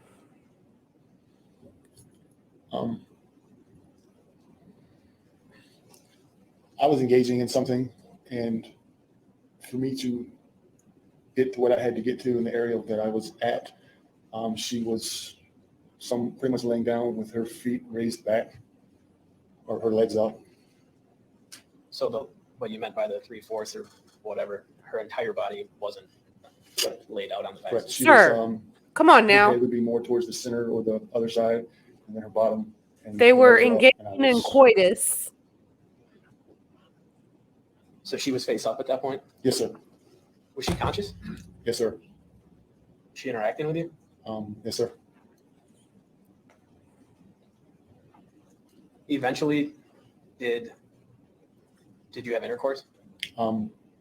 I finished doing what I was doing, and then eventually, yes. Do you remember whether or not you used a condom? I do not recall 100%. You finished what you were doing. When you started to have You intercourse, did that? On the first was date, she, I guess, sir? positioned in the same way that you had already described to us? For the most part, yes. What does for the most part mean? Sir. For me to be able to access what we were doing and function for it to function correctly, I had to kind of scoot her to like the edge of the seat because I was hanging outside the Blazer, and I had to pull her where her bottom was almost not hanging off, but almost at the edge of the seat. Mr. Burch, why don't you move that microphone to your left a little bit so the jury can hear a little bit better. I'm getting some signals that the jury's having a hard time hearing, so You Go don't ahead. do that on the first date with somebody you don't know. To me or You don't Me? put together? your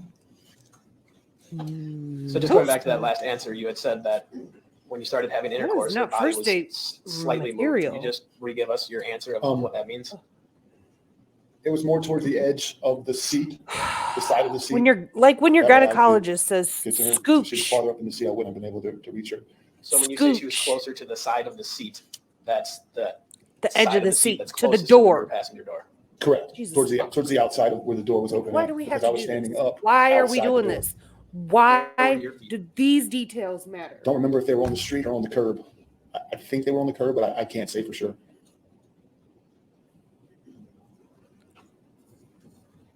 So at this point, I'm assuming her pants were off. Yes, sir. Her feet Remember if were her above underwear her were off? head. I believe they were also. I don't remember seeing them or remember them getting in the way. You What about dick. your clothes? What are you wearing at this point? His Still have my tank top on, undershirt, and around his my ankles. pants are down around my ankle area.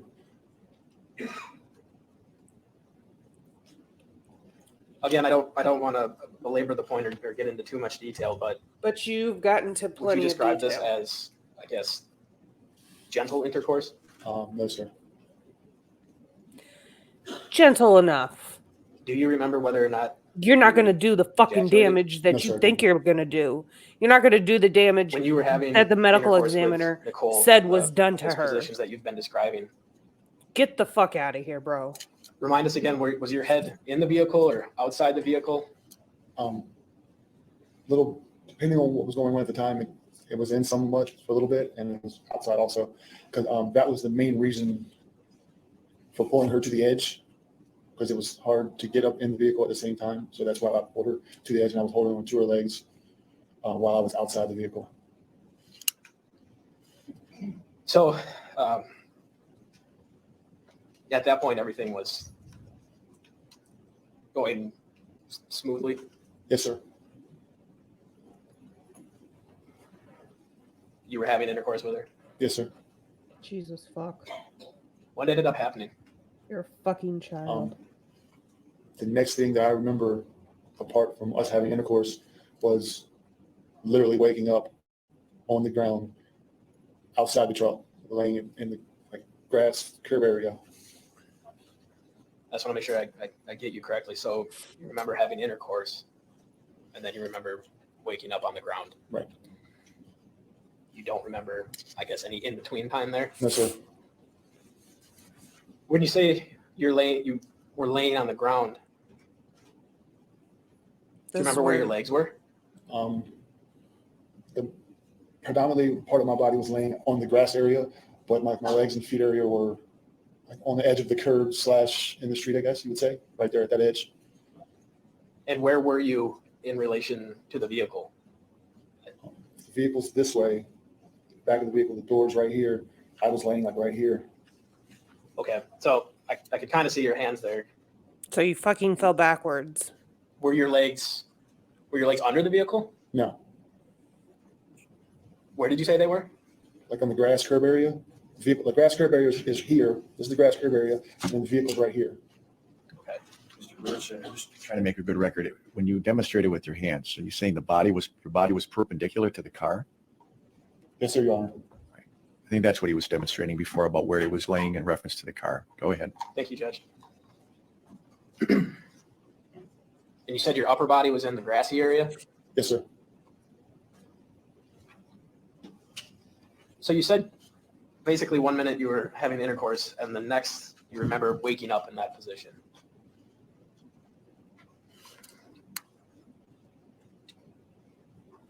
Do you remember why you woke up? I'm not certain, but I felt like I was rustled or something. I was hit or something made me aware of my surroundings all of a sudden. And I remember waking up and going, what in the hell? So I guess just to describe that towards us, or for us, we weren't there. What were you perceiving as you were waking up? At first I didn't know what was going on. I looked down and I'm laying on the ground and my pants are around my ankles, literally. And I was a little groggy, trying to kind of put two together, what the hell was going on. So you noticed that your pants were still down around your ankles? Right, which was the first thing that made me wonder what in the world was going on. You made a head movement like you were kind of looking around? Right, looking around to try to get my bearings. Didn't know where I was. Wasn't familiar at all with the surroundings around me. Did you stand up right away? No, not at first. What happened at first? I kind of grabbed my pants and went to kind of move, and that's when I pretty much noticed something was going on behind me. What do you mean? What did you notice? It was eventually I realized it was a person standing behind me. Walk us through that from you're scooting forward to pull up your pants, and you realize there was a person behind you. I guess, can you break that down further for us? What do you mean? When you were pulling up your pants, did you immediately look behind you, or I guess what caused you to look I behind felt you? something behind me. Something kind of. I felt it. It was my hit me, but sixth nudged me. sense. It made me aware that I was not the only person there. Mm-hmm. And you were still kind It of was gathering his- your senses at this point? Yes, It's sir. his It's spidey sense. I don't want to say groggy, kind of hazy, I guess a little bit, kind of still at the point where I don't know what's going on. I don't know the environment. I don't know how I get to this point. I don't just naturally wake up with my pants around my ankles normally. Did you hear anything? The first thing I heard was, don't even fucking think about it. The first words I heard. What'd you do when you heard those words? I fucking thought about it. I didn't know what to do. Kind of still for a second. And that's the main part when I definitely noticed that, like I said, there's someone standing right behind me. Kind of tried to gather myself together as much as I possibly could. Did you turn around at that point? Somewhat. I looked over my shoulder. Did you see anything? I saw what looked like a man standing with a firearm in his hand.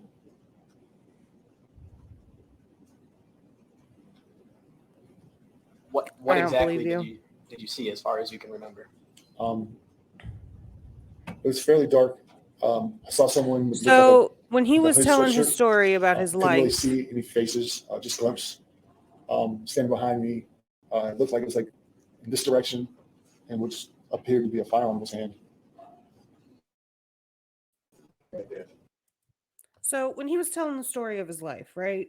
He was quick with all of his answers, quick, because he was being truthful. Like that was his life, that was his stories, that's what he remembered. This should still too be his story, what he remembers. But he's trying to piece it together. So he's slow. Like he can't remember what the story is. You can't do that. Like you're not recalling the events. You're like searching for the memories. Like he can remember the details, but he can't remember the details. You know what I mean? He's not. This is where you're losing me.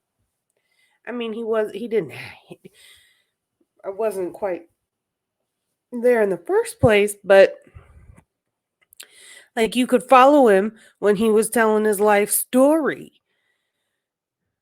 But now he's you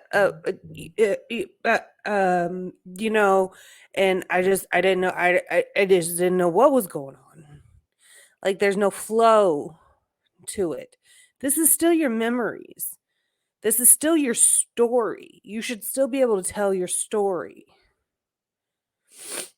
And it could also be this fucking lawyer's fault too, because he can't ask a fucking question to save his fucking life. Lead your fucking lead your fucking witness. Lead him without leading him. Like ask the right fucking question to get the right fucking answer. Stop doing this. Well, I mean, I guess, and like, did this happen? Fuck me, man. Mr. Burch, you were pointing down at a little bit of an angle and holding your hand. What are you referring to? Like a firearm in his hand pointing in my direction, directly behind me. I think the record has been made. Go ahead. So you coming to, you turned around, you heard what you heard, and that's what you saw. Yes, sir. What kind of firearm? It was a handgun. What kind? I couldn't tell you. It was a darker handgun. It wasn't like chrome or anything like that. It wasn't shiny. And you were just describing for the record where that was pointing. Was it pointing at you? In my direction, yes, sir. So it's not like it was pressed up against your forehead. No, it was behind me.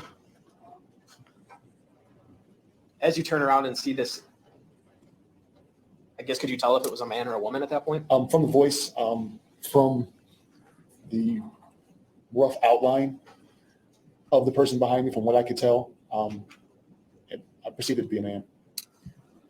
And at that point, I believe you said you couldn't really make out any facial features or anything like that. It was too dark in the area. Like I could just see, like somebody turns a certain way, how you can get just a glimpse of them, but you couldn't see like their whole face. How far away was this person approximately?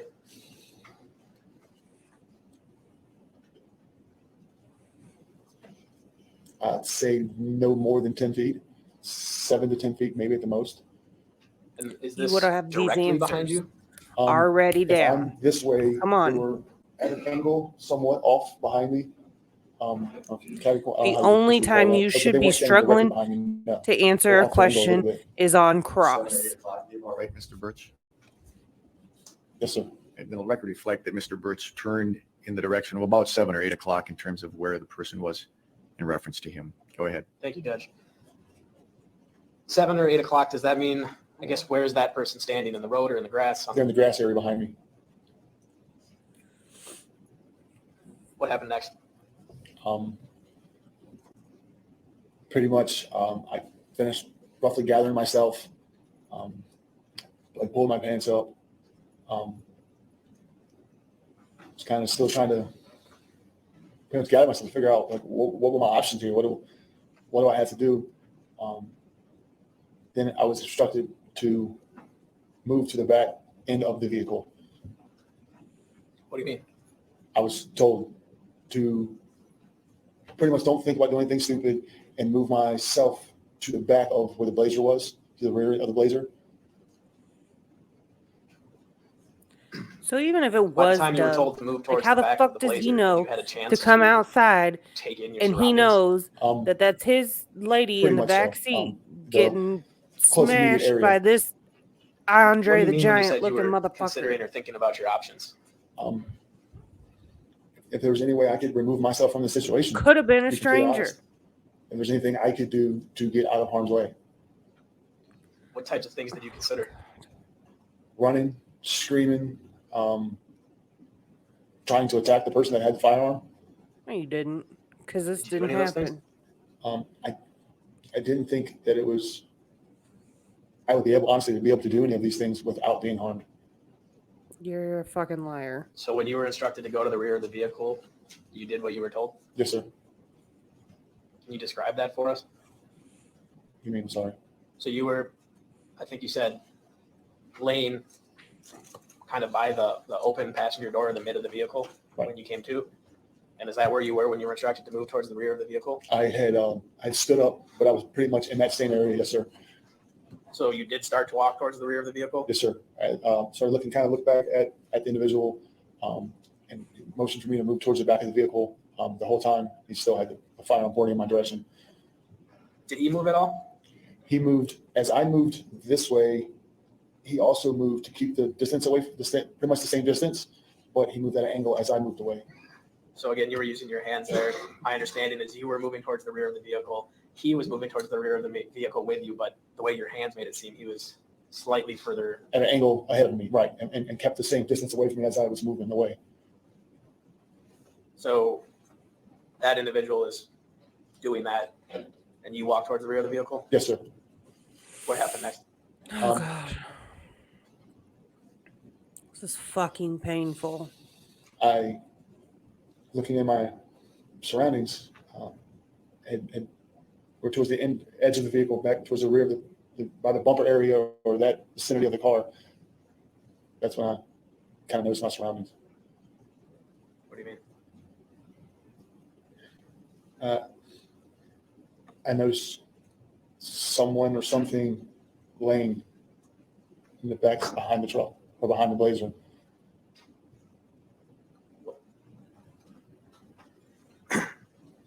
What did you see? I mean, exactly that you remember. Once my attention got to that area, I looked closer and I realized that it was Nicole in there. Was that the first time, I guess, you had seen her since you were having intercourse? Yes, sir. Did you know if she was alive or dead at that point? I didn't know if she was alive. There was a lot of blood on her face, come out of her mouth, on her back, but I couldn't. She wasn't physically moving. On her back? How do you see her face and her back at So the you same first damn encountered time? her as you were I guess when you were walking towards the rear of the vehicle, and when you got to the rear of the vehicle, that's when you encountered her? Right. She was laying on the actual street of asphalt behind the vehicle. So she wasn't on the grass? No, sir. Wasn't partially on the curb? No, sir. Just completely in the street at that point? Yes, sir. She was close to the curb, but she wasn't actually on the curb. She was in the street. Do you remember if she was face up or face down? If I remember correctly, she was kind of like laying on her side with her head toward the vehicle and her feet away from the vehicle. So her feet were, I guess, pointed down Berkeley Road in the direction that you had come from. Yes, sir. Mr. Burch, you seem to indicate she was laying her face was on its left side. She was laying, her left side was up. Go ahead, Attorney Stevens. What did you do when you came across that? At first, I didn't know what to do, honestly. It kind of put, some things in perspective, I guess, a little bit of exactly what was going on now, definitely. But it kind of freaked me out even farther seeing this, because she was literally, from what I remember, the last time we were in the car having sex. And the next thing I know, she's literally laying on the concrete right in front of me. Because you fucking put her there. As best you can, keep walking us through that. I mean, what happened after you came across that? The next thing I remember was the person behind me had been saying, the first thing I was coherent to me that I could hear them say was, "Look what the fuck you made me do." But they had said other things. I don't know if it was ramblings. I don't know if it was me in my own head trying to figure out what was going on. It wasn't. That's the first thing that registered with me that he had said.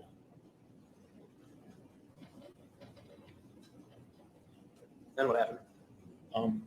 I was pretty much instructed to, or told to, pick her up.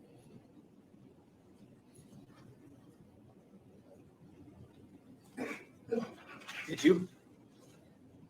Reluctantly, yes. We describe how you picked her up? I had to somewhat kneel down. I slid my arms under her front half, and then slid my other arms under her legs, and kind of stood up with her in my arms. At this point, were you able to tell whether she was alive or dead? I wasn't certain, but it definitely didn't look like she was. There was this whole time I hadn't seen any movement at all, or anything that would make me think that she was alive. I didn't hear any noises or anything like that. So once you picked her up, what happened? I was instructed to carry her and put her in the vehicle. This other person that you've been describing, where was he at this point? Standing behind me, like I said, a little ways away from me. Firearm still in his hands, pointing in my direction, telling me what to do, but he was off at an angle behind me. Every time I moved, he moved, but kept the same distance away from me. But pretty much almost mirrored what I was doing. He was right along with me. So did you put her in the vehicle? Eventually, yes, sir. Where? I had to come up, and I put her, sat her in the rear passenger side where the door was open.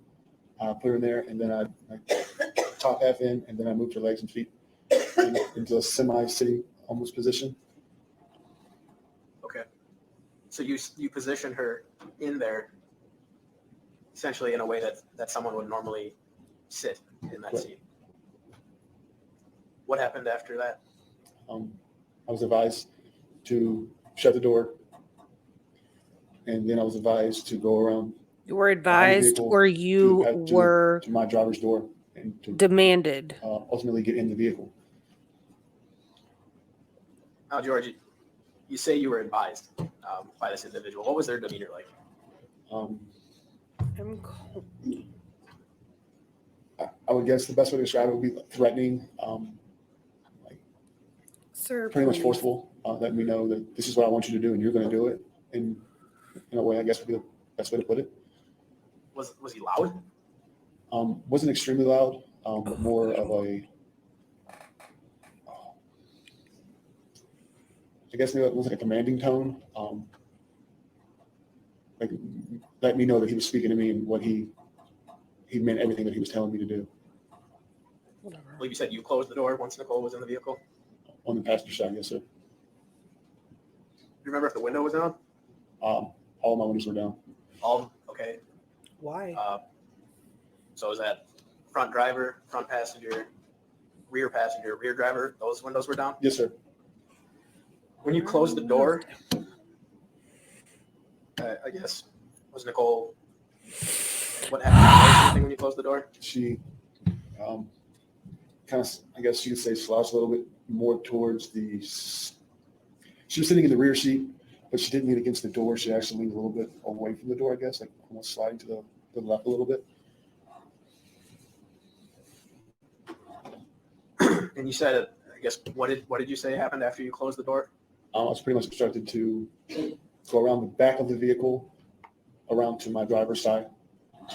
Were you specifically told to go around the back? I was pretty much told to go in the driver's seat. I don't remember if I was told if that's the direction I picked, but that's the way I went around. And again, that's what you did? Yes, sir. And what did that other individual do at this point? Stayed, it's pretty much mirrored the way I was moving, and then came behind me after when I got in the driver's seat. And I believe I shut the door first. I don't recall though. He got in the passenger seat behind me and shut the door. But I do remember when I was You're getting lying in sack of shit. I the don't driver's believe seat and I looked to the rear, I could see him in my peripheral over here through the window. Use He your wasn't in the vehicle, peripherals. but he was in the process of getting ready to enter the vehicle. Let me just make sure I heard you right. So you recall that you were seated in the front driver's seat, and through your peripheral, you could see him through the window, and he was still outside the vehicle? Through the rear window. If I'm like the seats here, if I look like this, Why I can didn't you see the just back window, take off? and I could see him in that vicinity right there. He was only a couple feet away from me. So what did you say happened after that? Then he ended up getting in the vehicle and sitting behind me, but angled a little bit this way. So again, I know you're using your hands. Sorry. No, it's fine. You're in the front driver's side. I'm sorry, you're in the driver's seat. Yes, sir. This other individual Front gets driver's in the side. vehicle from the rear driver's door. Yes, sir. Before we keep going with that, the front driver's seat is, I guess, set. For Let me you. rephrase that. The layout or how that seat is positioned is based on how it was when you were last driving the vehicle. Yes, sir.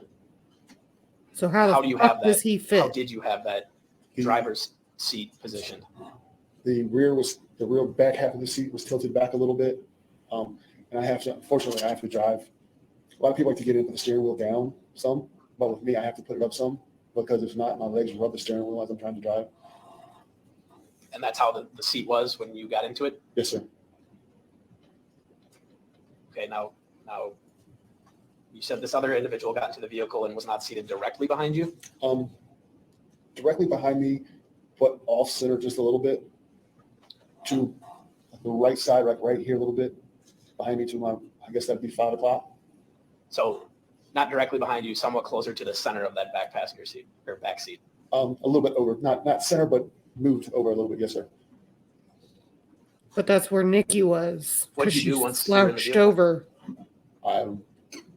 Again, kind of tried to weigh what options I had at this point. It's completely kind of freaked out a little bit. Didn't know what was going to happen. Didn't. You're have full any of idea shit. What I don't believe situation that you. was going on is going to entail. I just want to watch.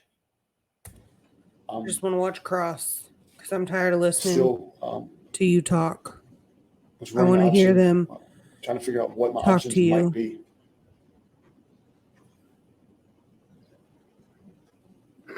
Did you have an opportunity to ever see this individual's face?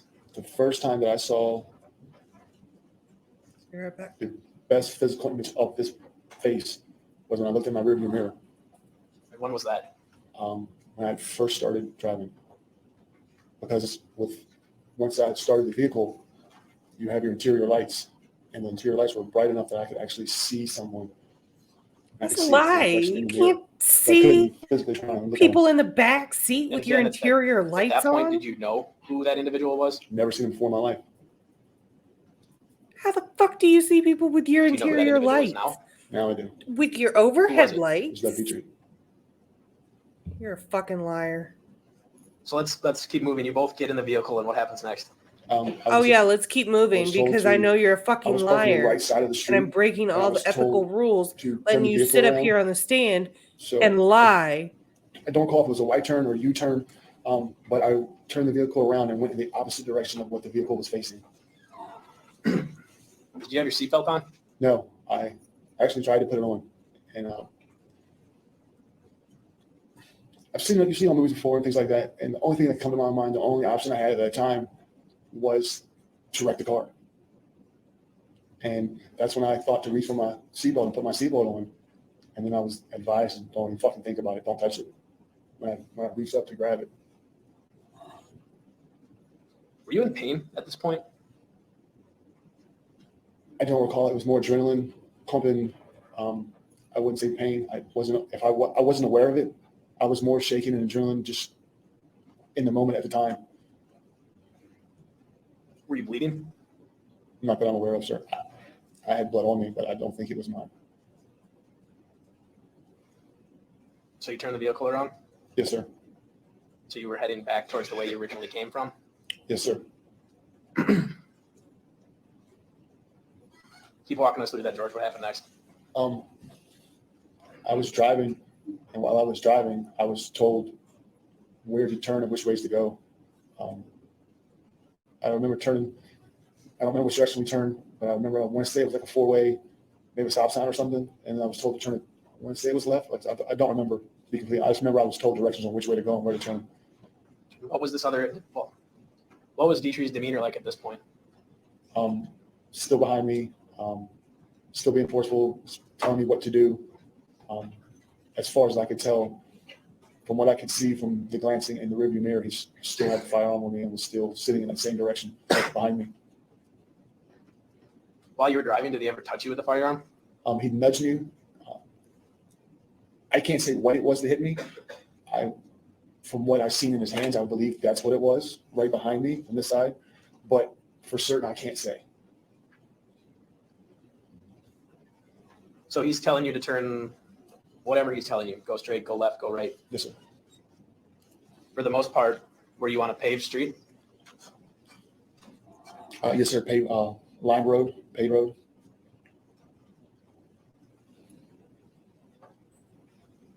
Were you being given, I guess, strict directions? Yes, sir. It was deliberate, direct. Right, telling me where to turn here. Yes, sir. Yes, turn here. Eventually, did you leave the paved roads? Yes, sir. We made a left turn onto service road, dirt road. Are there any lights on that road? Not that I recall, sir. You said you turned left onto that, If I'm not mistaken, I believe so. and that road was not paved? No, sir. It was. I want to say it was dirt. I don't think it was gravel. I think it was dirt, but it might have had some rocks in it. I remember it wasn't a paved area. What's going through your mind at this point? It's not looking good. Just I'm in the middle of somewhere. I don't know where I am. I have no idea overall what's going on. I don't know what's going to happen. I don't know what to do in this situation, and I'm trying to figure out Oh, no. the best way for me to remove myself from this situation, if at all possible. Once you turned onto that dirt, maybe rocky road, did you continue to travel in a straight direction for a very long period? I don't believe it was a long period. A couple of seconds, maybe a couple 100 feet, maybe, but it wasn't long. Where did you go I from? was told to turn right. And did you? Yes, sir. Could you observe any of your surroundings at that point? It was mainly dark. I seen some trees, tall grass. I couldn't tell if it was a field or beginning of woods, or really couldn't tell exactly what it was. I know it was. It wasn't city or anything like that. It was a predominantly, grassy, tall trees and things like that area. I could hear crickets and things like that. That was about it, though. Because your windows are down? Yes, sir. So again, you turned left onto the first non-paved road, then you turned right, and you just described your surroundings when you turned right. Did you keep traveling in that direction? I was advised, sir. He had told me it looked like it was a wooded area farther out, because I couldn't definitely tell for sure because it was dark. But but there was taller grass and everything. And I was advised when I turned in to go in and come back around like a big U pretty much. And when I came around, I was facing out in the direction of the way I came in, but just on like the farther side of the field or area. So again, you turn left onto the non-paved road, you turn right, you can see what you think are woods up ahead. And as you're traveling in that direction, you then turn the vehicle around. Right. I came in like this, turned around and stopped, like facing back towards the driveway that I came in. Why'd you stop? That's where I was told to stop at. What happened after that? I was instructed to turn the vehicle off, and pretty much he had exited the vehicle at the time and told me to get out of the vehicle. Do you remember who got out first? He did. Where'd he go when he got out? Against the back, I guess. I guess it'd be more like 8, maybe 9 o'clock behind me. I was in the driver's seat. He was over to the side. How far away? It was more towards the back of the vehicle when I first got out.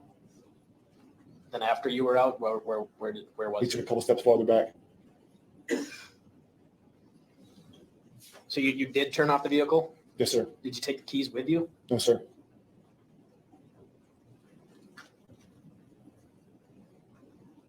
So you step out of the vehicle. He's back at, I think you said 8 or 9 o'clock. Takes a couple of steps back when you get out of the vehicle. Then what happens? I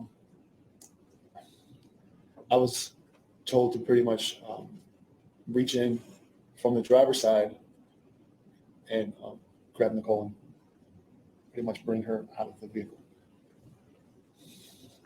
You said you did that from the driver's side? I was in the driver's passenger, the back passenger side. You see what I'm saying? Driver's side, back passenger. Yes. So I was leaned in, and she was, by this time, she had slumped over and was more like her top half was leaning towards the center of the back rear seat. It was like a bench seat.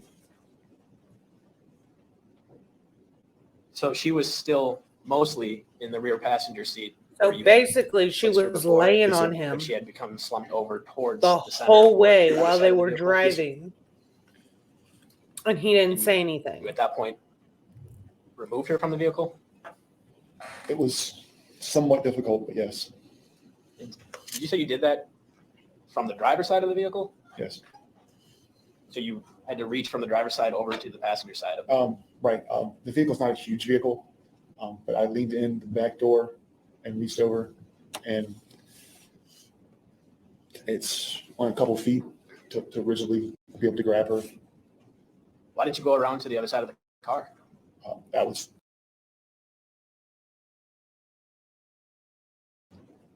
was where I was at, and that's where I was told to do it. How he explained, told me to grab her right then and there. The rear door was still open, so I just reached in and grabbed her. Because he was standing towards the rear of the vehicle. He was towards the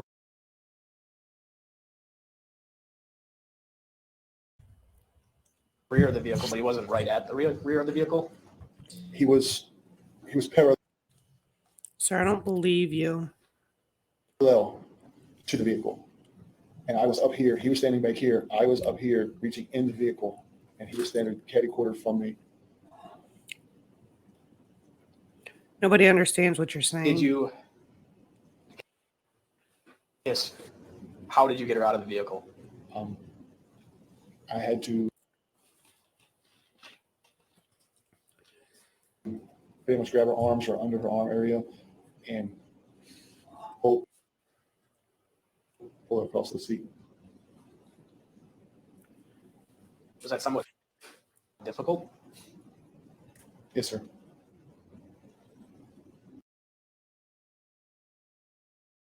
Why?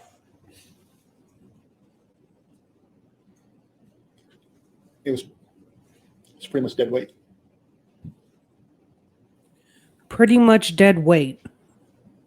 Was Were the you dead body, eventually sir? able to get her out of the vehicle? It took me a moment, but yes. And did you say that the way you grabbed her, I guess, did you reach into the vehicle and were you able to pick her up, or did you Kind of pull her to the edge, and then put my arm under her again, and then kind of scooped, kind of carried her again where she would be in my arms. I guess is the best way to describe it. So going by your arm position there, it looks as though you're holding basically her entire body at one point. Yes, sir. With one arm, I guess, by her upper body, and then where would your other arm be? Towards her like knee, thigh area, calf area. What was Dietrich doing at this point? He was standing behind me with he still had the firearm in his hands, pretty much directing me what to do. What was that? He had backed up and he had told me to come down, and it's like I don't know if it be considered a ravine. It's not like really steep, but it's I'm from a ditch, but I don't know like what you would call it here. But it's just like a slow sloped area, and at the bottom there was tall grass, just a bunch of brush, shrubs, I guess, different types of wild growth. Were you able to continue carrying her that whole time? For the most part, it was kind of awkward because when you're carrying someone, I guess they know that it's a lot easier to control their weight. But at this point, it was kind of like everything was kind of loose and all over the place. So it was kind of hard. So I was kind of almost stumbling a little bit trying to keep the balance of it. Did her position in your arms eventually change? Eventually, when I had turned around. Come on. I was looking at his direction. I couldn't hold her legs at the same time, so I ended up dropping her legs, but still holding under. Like I had my arms underneath her arms or armpit area. So at some point, I think what you're saying is her feet are on the ground, but you're still holding her by. I'm holding her up and her more. If I'm standing this way, I dropped her feet and she was kind of like a little bit of angle at the. Stop it. I'd say the beginning of where it starts to go down. See, you're just not making any sense. You don't make any sense. You said at some point you're facing Dietrich? Yes, sir. What's going on at that point? He was basically telling me to put her down and put her in that area. Or place her in the area where I was, and he was instructing me on what to do. So if her feet are on the ground as you described, and yet you still have to move. When I had let her go, he had pretty much stopped, and I was at the area pretty much where I had been instructed to let her go at. Attorney Stebbins, I need a new notebook. It's been about an hour and 40 minutes for the jury. It's time for our afternoon break. So 3:15, we'll be back, ladies and gentlemen. All right. Yeah, throughout the day, Mr. Burch is still on the stand. Mr. Burch, you're still under oath. And Attorney Stebbins is still in his direct examination. You may continue. Thank you, Your Honor. George, we left off, I guess, Just when you were move at the the field that we fuck now know is Hoffman Avenue. So let's just pick up where we left off. Essentially, at some point, you said you can no longer carry Nicole, and her legs, I guess, went down to the ground. Yes, sir. Yes, sir. Sorry. And at that point, you were then, I guess, pulling her by her armpits. Like I said, I was pretty much in the vicinity of where I was supposed to go with her at the time. So when I dropped her, I didn't do much moving after that. And what made you think you were getting into the vicinity where she was supposed to be? I went to the area where I had been told to go, and he had stopped in front of me in the area. So I was facing him. He was 5 feet roughly, not exact, but he was about 5 feet away from me, 6 feet away from me roughly. And he was in front of me. I'd say he was at 1 o'clock. Just walking us through that, what happened next? Pretty much I was advised to throw down. At this time, he was kind of like looking around motion. I don't know if he was taking in, he heard something, or if he was looking like around just to take in what was going around him, or looking to see if, I don't know if somebody could see us or what was going on at the time, but that was the motion that he was making at the time. What happened next? He was in the vicinity of me, and the whole time I'm trying to figure out a way to remove myself from the situation or get out of this situation or what I can do to do it. When I noticed, because up until this time, he had been either in a direction where I could not face him or get to him, or he was far enough away from me, but he was constantly watching me the whole time, or constantly paying attention on my movements and what I was doing. At this time, when I seen him kind of look away or not pay direct attention to me, was when I kind of went like this to draw his attention more to what was going on than to me. And when I did, Nicole kind of flipped over like this way, her feet were more ahead of her, and flipped over. And when he kind of paid attention to what was going on at that time, that's when I turned, and with everything I had, I lunged at him and pushed him as hard as I possibly could at that time. Did he fall down? I don't know. He stumbled backwards. Did he fall down? I don't know, because I broke for it. What'd you do? You're a big ass All man. the ass in my car, or my truck. How far were you What from you it? mean you don't know if he fell down? You gave everything you got. You're a football player. You pushed him down, Say and you don't know if he fell down? Get the fuck out of here. 10, 15 He's a feet, little maybe, boy maybe give or take a little bit. compared to you. Keep walking us through that. What happened next? I jumped in the vehicle, started it, and I remember trying to take off. But when I took off, if you slam it down too fast, it doesn't lock and drive. So I actually ended up slamming it down to a lower gear at first, because I remember when I turned off, I came around and went to the dirt road, and I remember it was bucking. I couldn't figure out what was going on until I had enough. I noticed that it wasn't in drive. That was the whole reason why I couldn't go, like really go anywhere. Did you floor it when you got into it? Not essentially. I didn't stop on the gas. No. Was there a reason for that? Just I wanted to be able to take off, and I knew that if you stomp it, I'm in dirt. I don't know I'm gonna be able to take off. I didn't. Sometimes it That's just falls not right how down. your It's not gonna brain go anywhere. works. Fuck no. And then you said, when did you realize If that you were you're in the lower scared for gear? your and not life, drive? you're gonna get in the car and Excuse you're me, gonna I'm do a When rational did you realize you were in a thing. lower gear and not in drive? After, because I was facing towards the driveway, so once I really got to the driveway, That's and not what you do. kind of went You at an don't angle think out of there, reasonably. I couldn't. Like you could feel and it, kind of like it wasn't going like it's supposed to. And that's when I realized, You're gonna get as in I the was car and you're turning off gonna to go top of the dirt floor road, that I it, wasn't in drive. and you're gonna throw dirt, and you're gonna get stuck, So did you and put the it in killer Yes, sir. is gonna get you, Did you get back on the because pavement? that's how Yes, it sir. happens. And at that point, what You're an was going through your idiot, mind? and your story is not A believable. lot of stuff. Fear, adrenaline.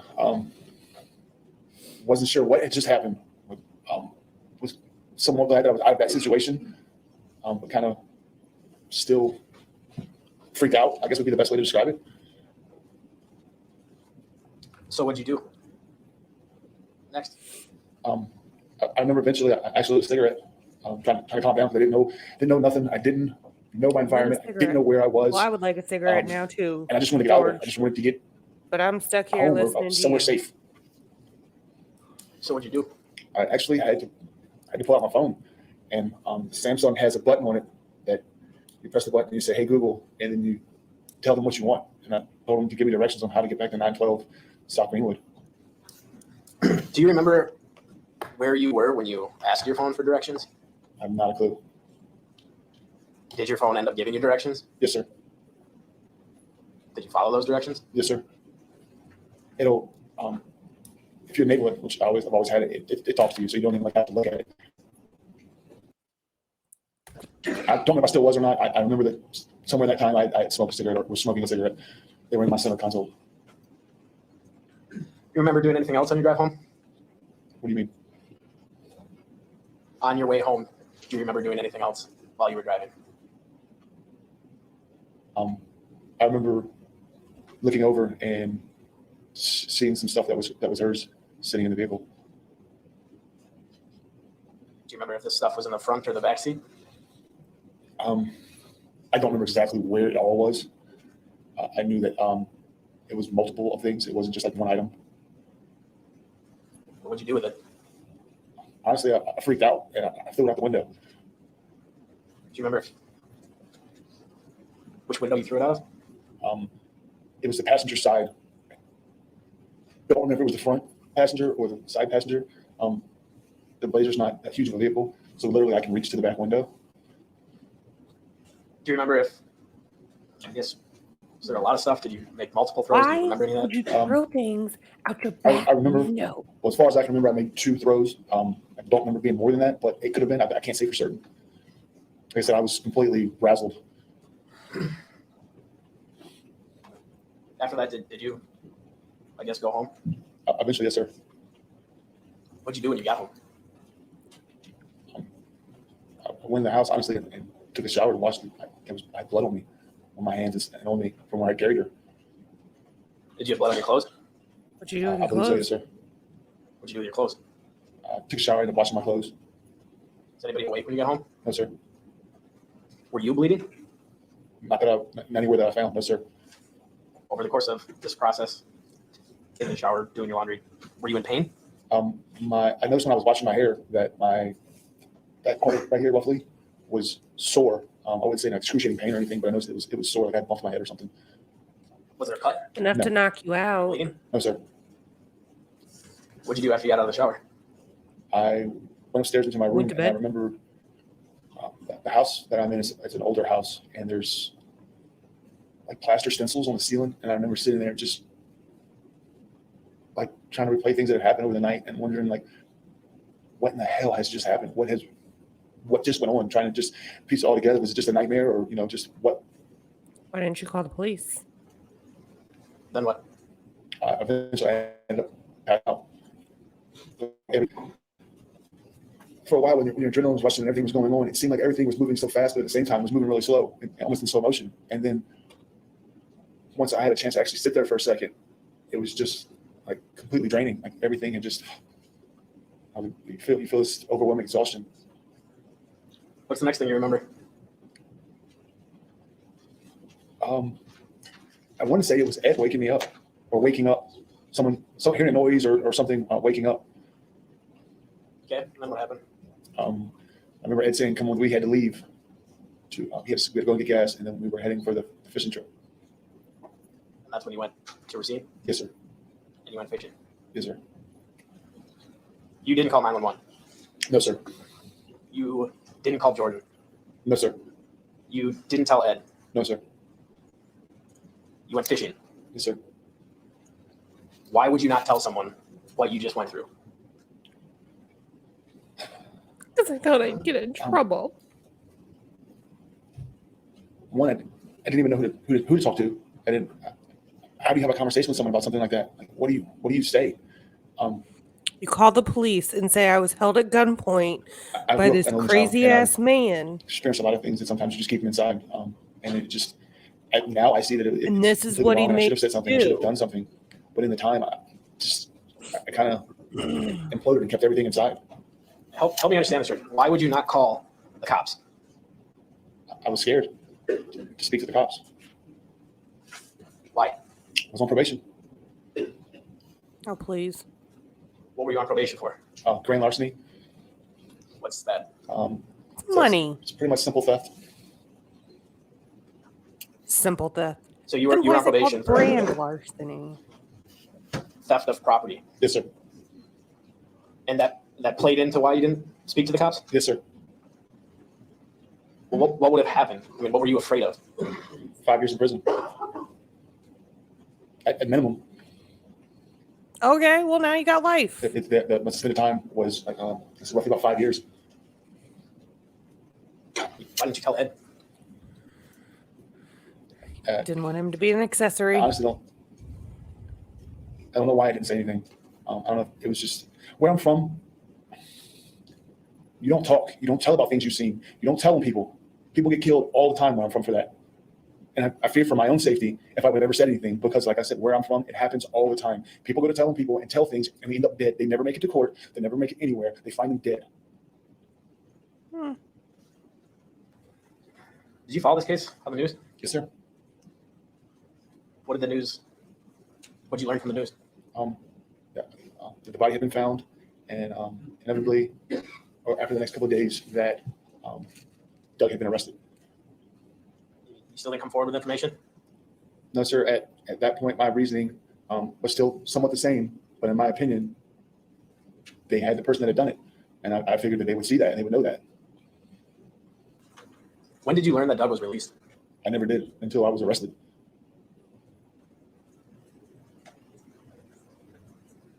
George, did you murder Nicole Vanderheiden? No, sir. Definitely not. Do you know who did? Doug Dietrich. I have no further questions. Thanks, George. Cross-examination. George, I don't believe you. Mr. Burch, you said the first time that you learned that Doug Dietrich had been released was on the day that you were arrested. I believe so, yes, sir. So you followed this case for 64 different hits, 64 different views on news articles regarding this case, including 7 consecutive views of the law enforcement officers asking for help, asking for information on this case. And you want the jury to believe that you didn't see a single article, news story, radio version about this case, about Doug being released, just 4 days after the last time we showed you that entire list of views? No, sir. No, sir, you don't want them to believe that? Because actually, I think you do want them to believe that. No, sir. I did not know that he had been released. So you followed this case intently for 2 full weeks and never saw another thing about it again for the next 3 months. No, sir. The first time I remember seeing anything about it, and it wasn't even about him being released, was actually they were having a softball benefit for her in her memory 3 days before I was arrested for Labor Day weekend. Sounds like you still followed it pretty darn closely then.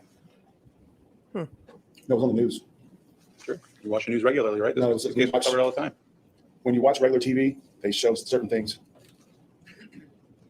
So big stories. They like when a probably murder showed suspect that, gets released, too. right? I don't know, sir. I never saw it. This isn't Hampton, Virginia. This isn't Newport News. People don't get killed around here all the time. He's already asked him for some It's answers. cross-examination, but it's somewhat argumentative. I'll sustain the objection. Go ahead. The first time you viewed a news story in this case was prior to Mr. Dietrich ever being arrested, correct? I believe so, yes. You were looking at this 6 in the morning on the 22nd, right? You have the records. I don't know, sir. I don't recall. You were looking at it constantly after this event happened and before Mr. Dietrich was ever taken to jail. I believe so, yes, sir. That you did not come forward, you did not provide information to law enforcement. No, sir. You'll have the jury believe that's because you were on probation. Yes, sir. That's the reason. You had a grand larceny charge, which you described as simple theft. And you didn't want to do a little time for simple theft. So you thought you would let the murderer of Nicole Vanderheiden potentially go free. I don't know how you see 5 years. But that's not little time. And second of all, I paid attention to what was going on and seeing that he was arrested.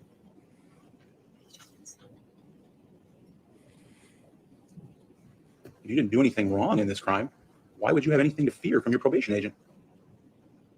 Because I was not supposed to be in Wisconsin. You had absconded from your probation.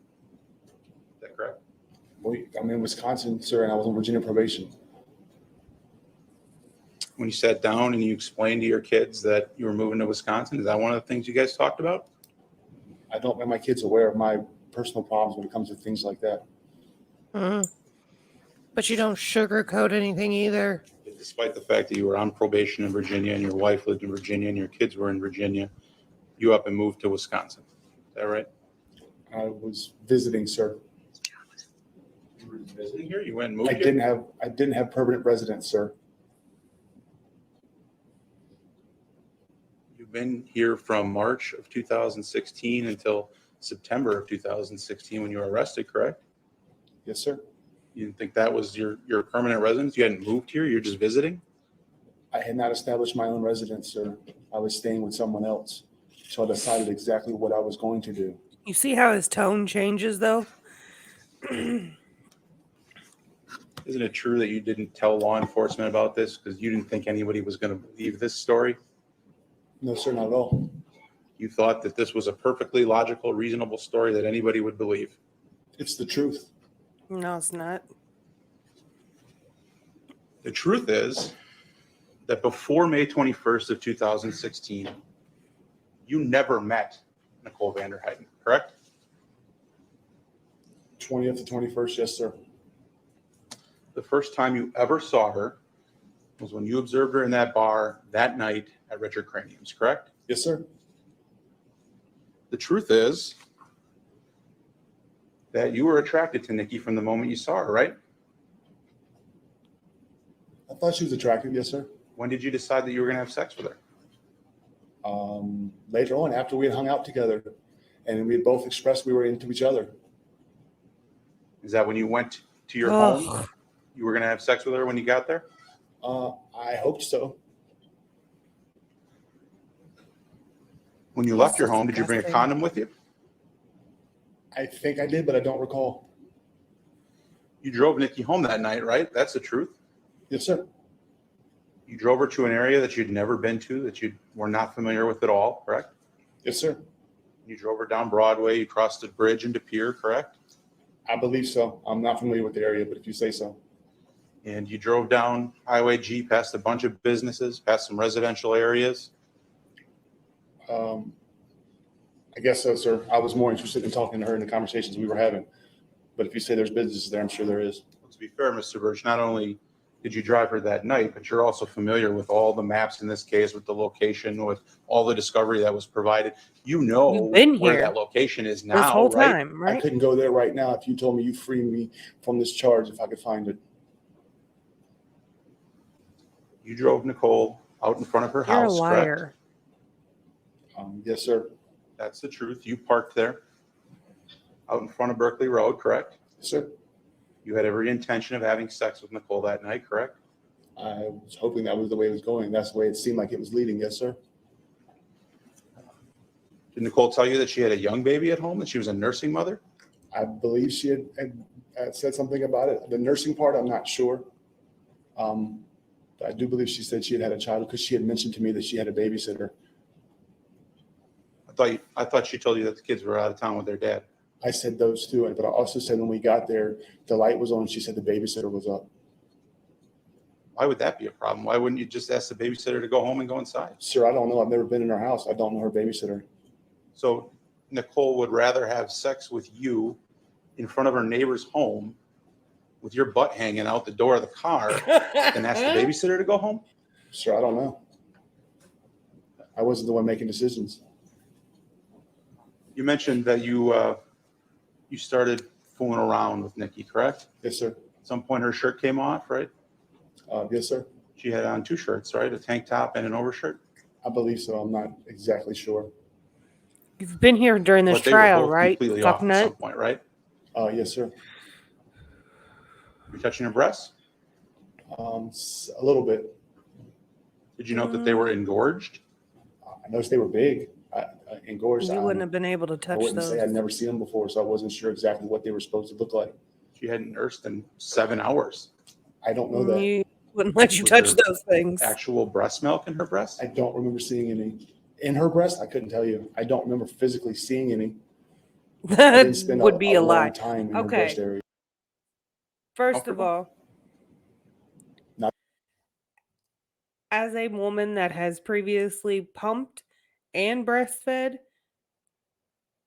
I dare you to touch my breasts after not being able to pump or feed my child after 7 hours. I dare you. Put a finger on them. And you will be pulling back nothing. No fingers, no hands. That's not happening. She didn't have sex with you, sir. You murdered her. That right there is a motherfucking lie. All of this. This is how you know he's a lie. This is how you know all of everything that he is saying is a motherfucking lie. I didn't notice. I didn't know. First of all, she'd be leaking. She would be leaking all over the place. That is what she would be doing. Tell me otherwise. Any moms out there that have done it know what I mean.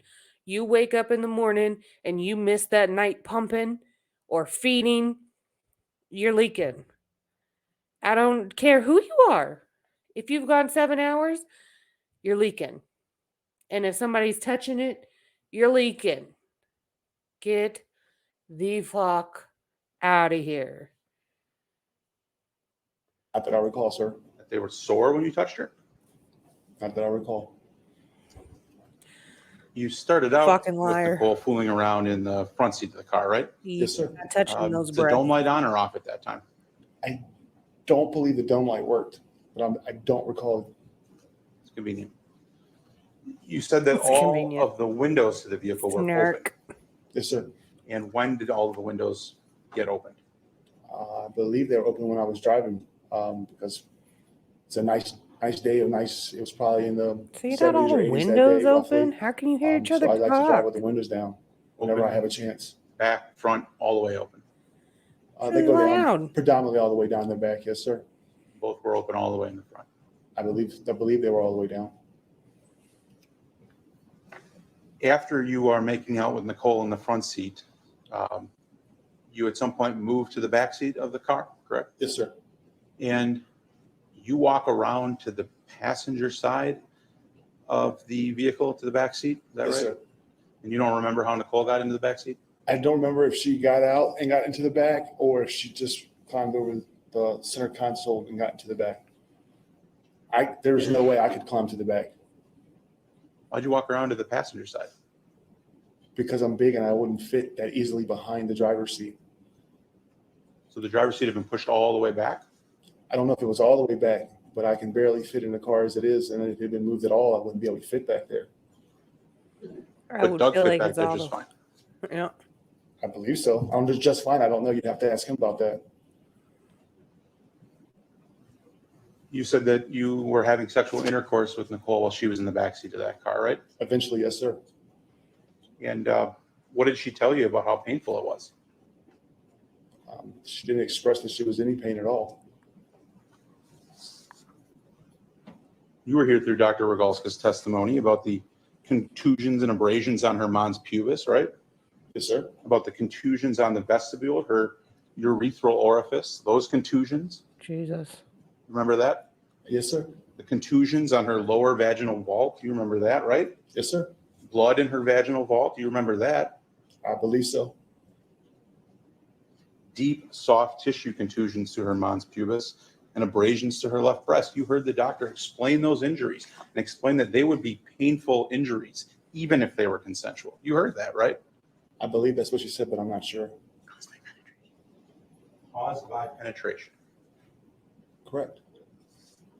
And that was part of your not gentle sexual activity that you had with her, right? Excuse me. I'm sorry. Could you repeat that? That was all a result of your not gentle sexual activity that you had with her? If that's the way you would put it. Yes, sir. I think That's the what way you put it. said. It wasn't gentle, no. It was painful. That I don't know.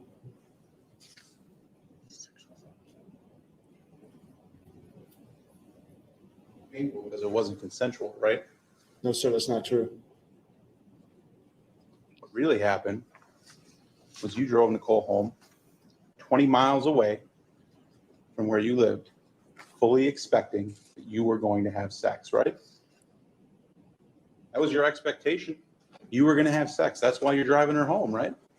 I was hoping that we would. It was leading from what had happened before and where we had spoken. It seemed like that's what was going to happen. And then she changed You her get there, mind. And it becomes clear that Nikki isn't going to have sex with you. When she attempts to go into her house and leave your vehicle, that's when your mood changes, right? No, sir. Liar. That's when things get aggressive, don't they? Not at all. Liar. That's when you grab that cord and strangle her, don't you? No, sir. Not at all. That's when Nikki Liar. gets slammed on the ground repeatedly when she's trying to run toward her house, when those bloodstains lead in a direction back to her home. None of that is true. Well, how do You're you a know? liar. You were out cold when Nikki was assaulted. Because you said I did it.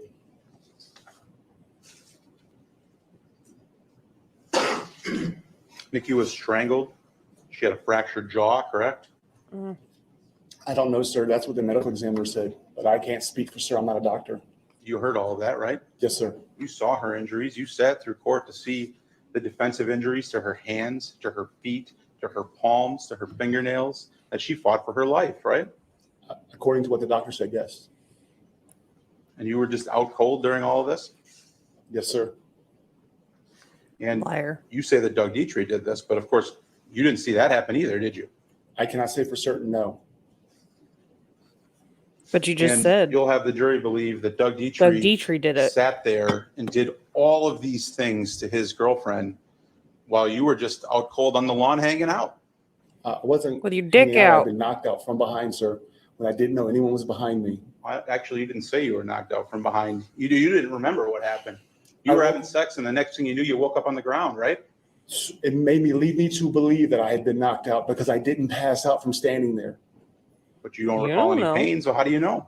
I didn't recall any pain until later on that day when I got out of the situation and was not completely all worked up. And then you only recall just maybe a small little bump on the back of your head. I remember being painful in the back of my head. Not even a bump. Because that Jackson would have seen that I'm 6'7", so it's hard for someone to see the top of my head. when they're sitting on a boat within 10 feet from you all afternoon. That I don't know, sir, what he saw. You never met Doug Dietrich before that night, right? No, sir. So rather than just beating you or killing you in the middle of the street, he decided to enlist you, a total stranger, to help him dispose of the body of his girlfriend. I don't know what his plans were. He had you drive them to a remote location, correct? Yes, sir.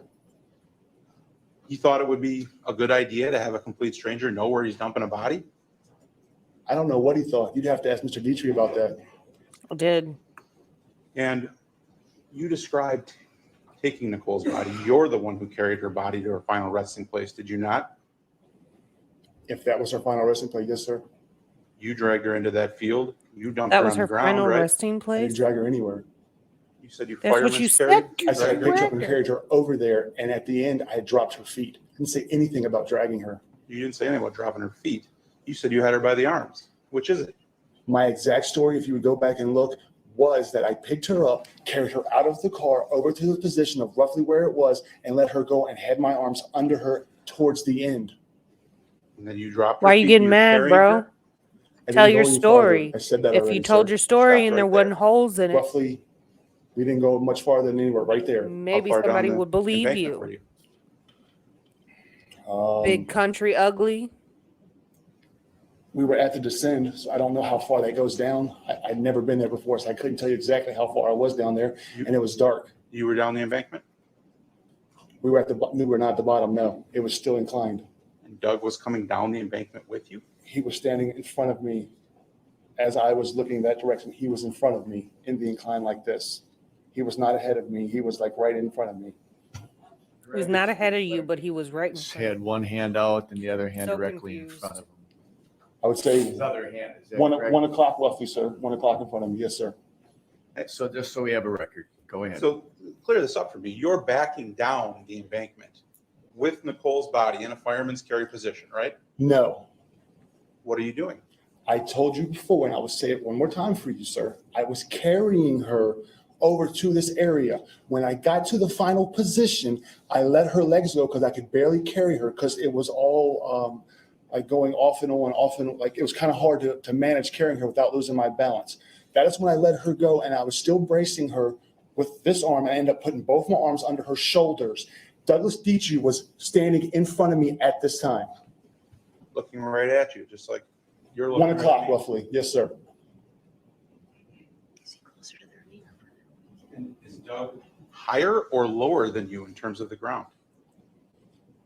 I'm not sure. We were roughly on the plane of going So down. you're standing sideways on the embankment? 1 foot was higher than the other. Yes, sir. Because we were facing this way parallel and the embankment goes this way. So we were standing in front at the embankment. He wasn't down it and I wasn't up it and vice versa. We were parallel, I guess you would say, to the embankment. He decided that rather than letting you carry Nikki to her final spot, he was going to follow you down there, I believe so, sir. I don't know what he decided on doing. and you lunged at him uphill and you pushed him to the ground.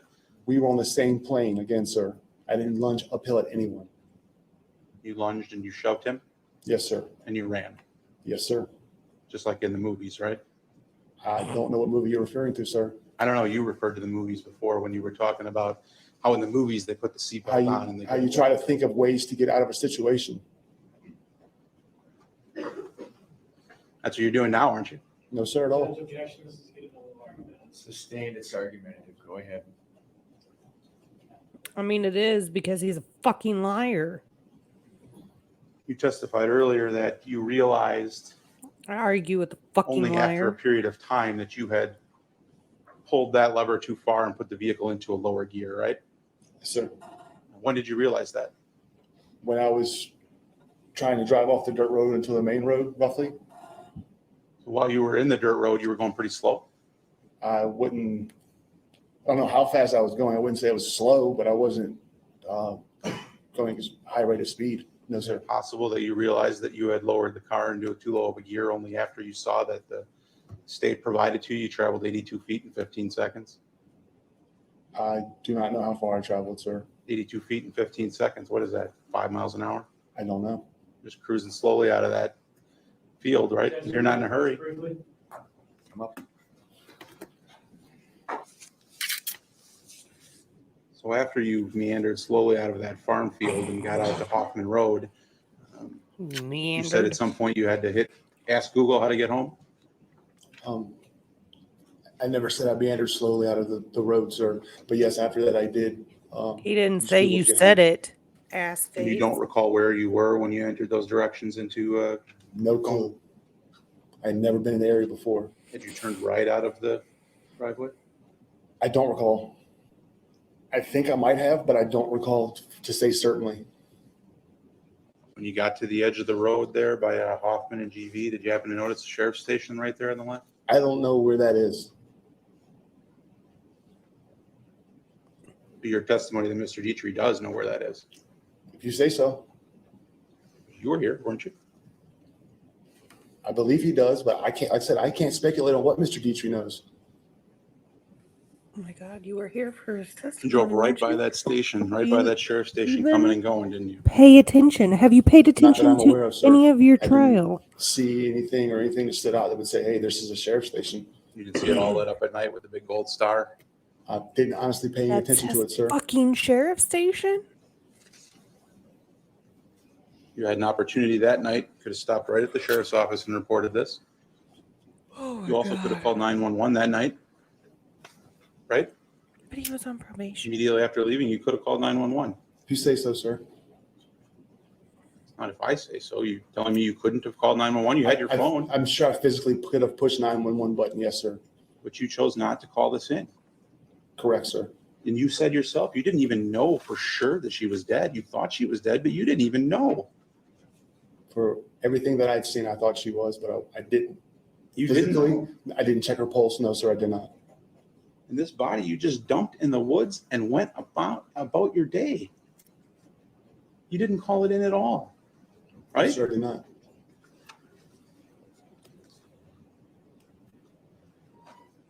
Instead of holding on to those clothes, which may have helped exculpate you, because you didn't know, right? You don't know whose DNA is on those clothes. You don't know what's not on those clothes.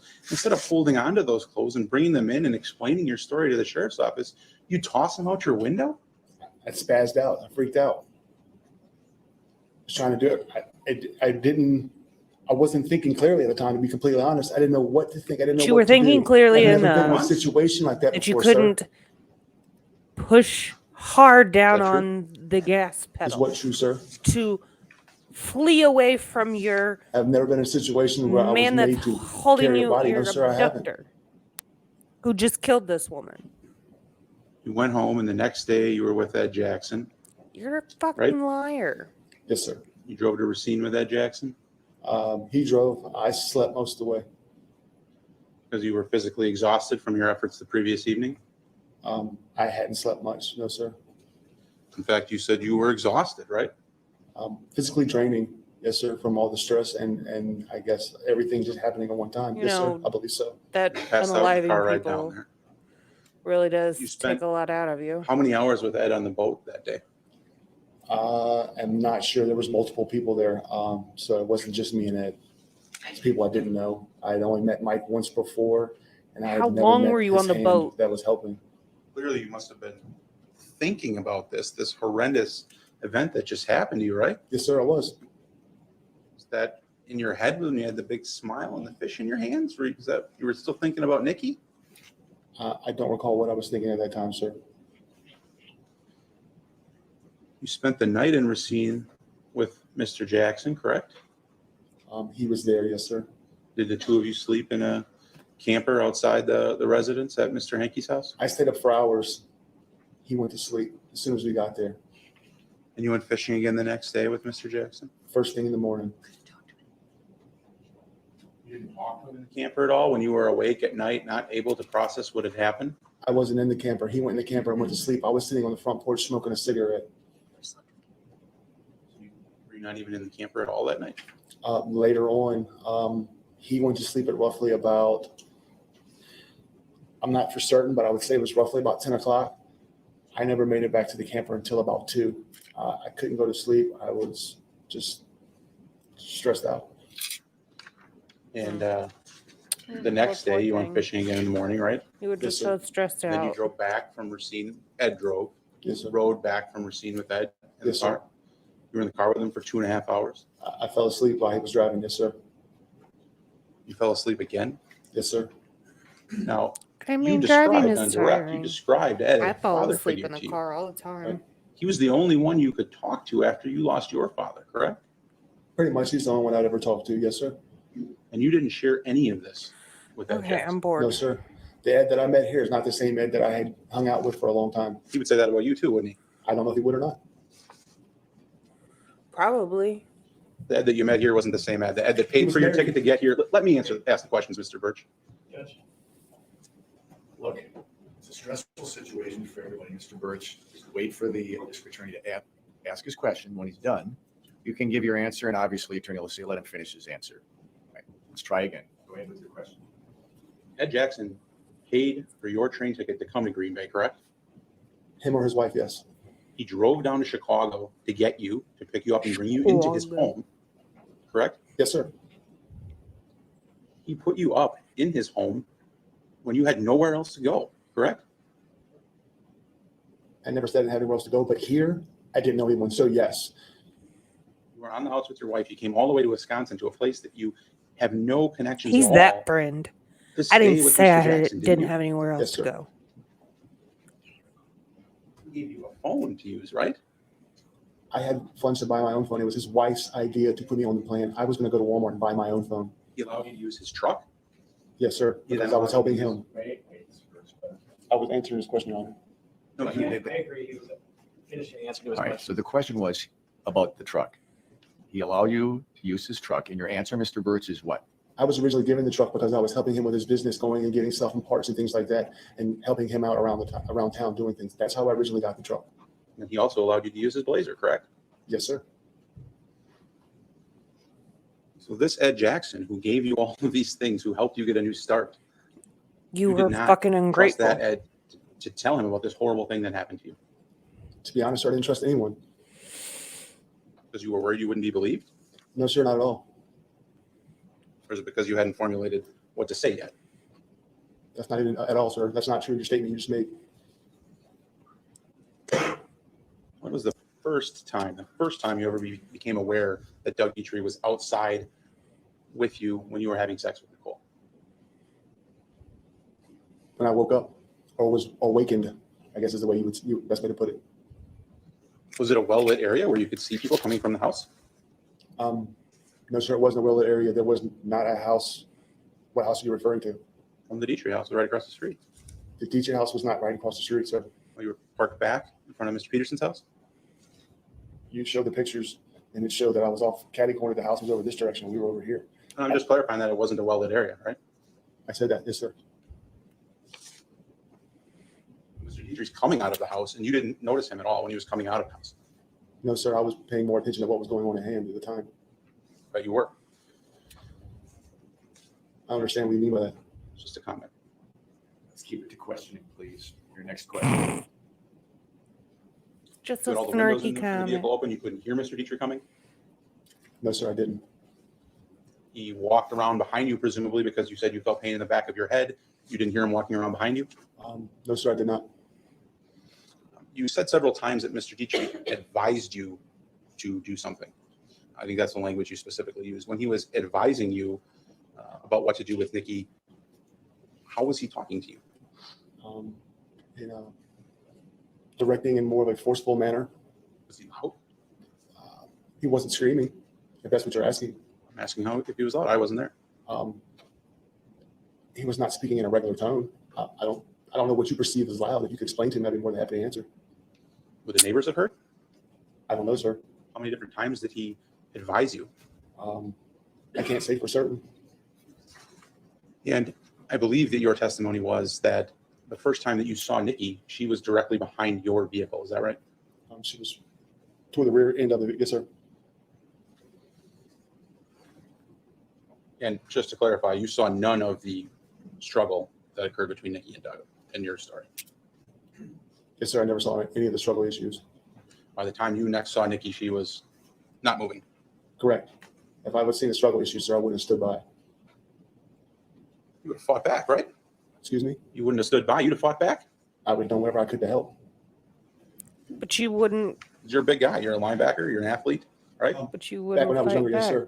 But over time, as you get older, your body starts to break down. But you still would have fought back. How old are you, Mr. Burch? I just turned 40 on Valentine's Day.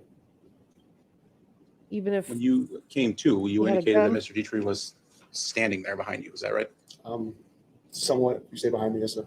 I- It was behind me, not directly behind me, but to the angle a little bit, yes, sir. But he was just standing there, and Nikki was already lying motionless by the vehicle, right? I didn't know that at the time. But you didn't see her move or change I positions. didn't even see Nikki at the time. Well, did Mr. Dietrich move from his position behind you before you came to and realized where you were? I don't know what he did before I came to.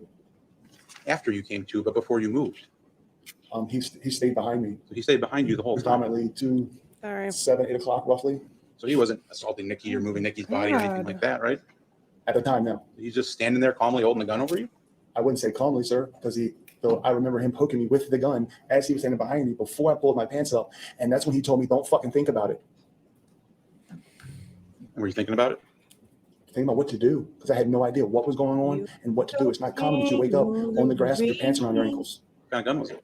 That I don't know. It was a handgun is all I know, sir. I couldn't see it to determine it.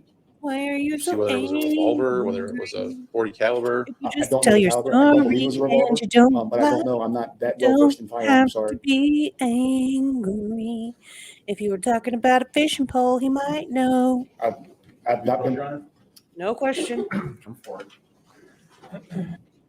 So you said before that had this been a struggle, you would observe it, you would have If there was anything I could do, yes, sir. you could have reported it to the police, right? You asked me about the struggle when it was happening, sir. So you'd report a struggle, but not dumping a body in a field. That's not what I'm talking about, sir. You pulled up on the house at Berkeley Road. You said you pulled up in the area where roughly we showed it on the map, right? So it was before the Peterson house or just before the Peterson house on the right side of the road? Yes, sir. I believe so. You say Nikki advised you to pull up there. Yes, sir. I'd never been in the area. I didn't know the area. She didn't tell you to go to the driveway. No, sir. She didn't invite you in her home. No, sir. That's because she didn't want you in her home, right? I don't know, sir, if that would be the case. She didn't want to be with you at all after she got out of you the ride home, right? That is not true, sir. She wanted that ride home and you wanted more. Isn't that right? That's not true at all, sir. I think it is. And when you finally left the area of Berkeley Road with Nikki's body in the backseat of your car, you took a right onto GV, correct? If you say so, I don't recall. I'm not familiar with the area, so I don't know which way we definitely went, for sure. You don't You fucking went quit. back out of that subdivision the way you came in, right? I believe so. And the first intersection is a roundabout. I don't know. To the left is where you came from, I don't know. with businesses and lights, a school. Sir, I don't know the area, so I'm not sure. Well, were you looking around when you were driving, when you left? I don't recall. I know that I was completely stressed out trying to figure out what was going on, trying to take everything in that's happening. I mean, that I don't believe. recall what was around That me, I to be believe. You're honest, sir. stressed out. Trying to because find the you first place to put a body. Murdered a lady. Excuse me, sir? I didn't Find understand the that. first good place to put a body. No, sir. School's not a good place That's to a put a rural area on body. the left that doesn't have trees. You take the first left. You drive up the road until the first spot where both sides of the road are clear. And you drive through a path, put the body in the woods. Are you asking me a question or making a statement? I'm asking you a question. No, sir, that's not what happened. That is what happened. You're just saying someone else told you to do it. I don't know the exact directions, sir, so if that's what you say happened. That might be the directions, but I'm not sure. When Nikki was in the backseat of the car having sex with you, her clothes were totally off, If I remember correctly, yes, sir. her underwear were off. I believe so. I don't remember them being in the way. No, sir. Her pants were off. Ugh. I believe they were, sir. Yes, sir. But I'm not 100% sure. I can't say definitely they were completely 100% off. And at the time when you pushed Doug Dietrich, you say he was only 5 or 6 feet away from you? I said I wasn't sure exactly how far he was. You said 5 or 6 feet, didn't you? Roughly, I said I wasn't sure. 5 or 6 feet roughly was what I said because I wasn't sure Ooh. exactly. But all the rest of the I times, can move my he neck had like that maintained too. almost a tactical safe Fuck distance from nut. you, right? I believe so, sir. I don't know what tactical distance would be. You described it as he moved when you moved, and he was always keeping himself 10 feet away from you at least, That's 7 to 10 feet. Yes, sir. except at this opportune moment that you took to shove him and get away. Yeah. That was the only time he got to within 5 feet of you? Like I said before, I wasn't sure if it was exactly 5 feet. I know that I had to lunge and jump at him to get to him. It wasn't where I could just take a step and get to him. And I can roughly step about 4 feet in one step. Because you're a big When man. you got back home to your residence that night, you took a Big shower. country. Early morning, yes, sir. About 4 in the morning on the 21st. You took a shower when you I got guess roughly that's what time it was. I'm not for sure. because you had Nikki's blood all over you. Right there, yes, sir. You washed your clothes, correct? Eventually, yes, sir. Because your clothes had Nikki's blood on them. Your clothes had Nikki's blood on them at that time? Yes, sir. I believe that was her blood. Wouldn't fucking be your blood. Chart, correct? All the locations on the body where your DNA was found? I believe so, roughly. I couldn't speculate where everyone was, but I remember roughly, yes, sir. And you knew from within 48 hours of your arrest that your DNA was found on all those locations on her body. I personally was known. I don't believe so, but I'm not sure exactly when it was. I don't know exactly where all the points were. I didn't get my discovery until much later. Just to clarify, your version of the events, you're assaulted, you're held at gunpoint, you carried the mangled body of a woman to her final resting place, and the next day, you're going fishing with your buddy with a smile on your face and not a care in the world. It was a pre-planned event, sir, and I wouldn't say not a care in the world. That would definitely not be something I would say. No further questions. Thank you, redirect. Just one moment, please, Judge. Whatever you need. Go ahead.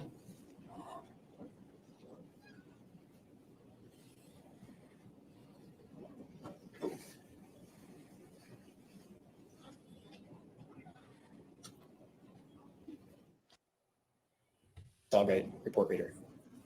Oh my And god. the state just elicited testimony from you that images are in the image. No.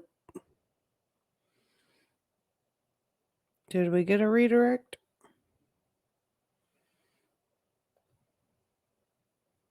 So within the extraction, there's a folder. The defense case at this time, and I believe we're ready to call some more witnesses today. Attorney Schuckert, go ahead. Yes, thank you, Judge. The defense would call Investigator Renario to Berkeley Road. You could relatively walk undetected. Yes. Where did you start your walk? Very close to, there's this small little shop area on the corner of East River Drive and Hoffman Road. I believe it's like Heritage Shop, something like that. It's right across from Ziggy's. And on the opposite side of the shops is a bridge. And basically it just has a little feeder to the trail right there. You said Ziggy's. Is that Ziggy's restaurant? Yes. Okay, so I'm just gonna finish this off because I'm pretty sure she's the last one. And then we get into closing statements, closing arguments, I guess, and all of that. And I'm gonna lump that all in as 1, 2. So I'm going to finish off with her, but we're going to go real fast. Well, I think there's somebody else. I don't remember what he does. But if he's not important, then we won't do them.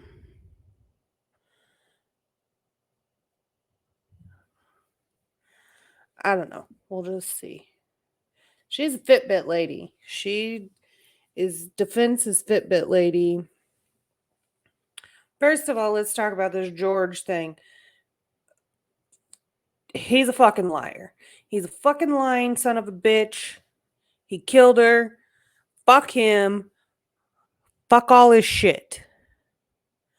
Like, he was almost human for a second when they were talking about his life and all of that and whatever. And he was human for a very, very small, little bitty fucking second.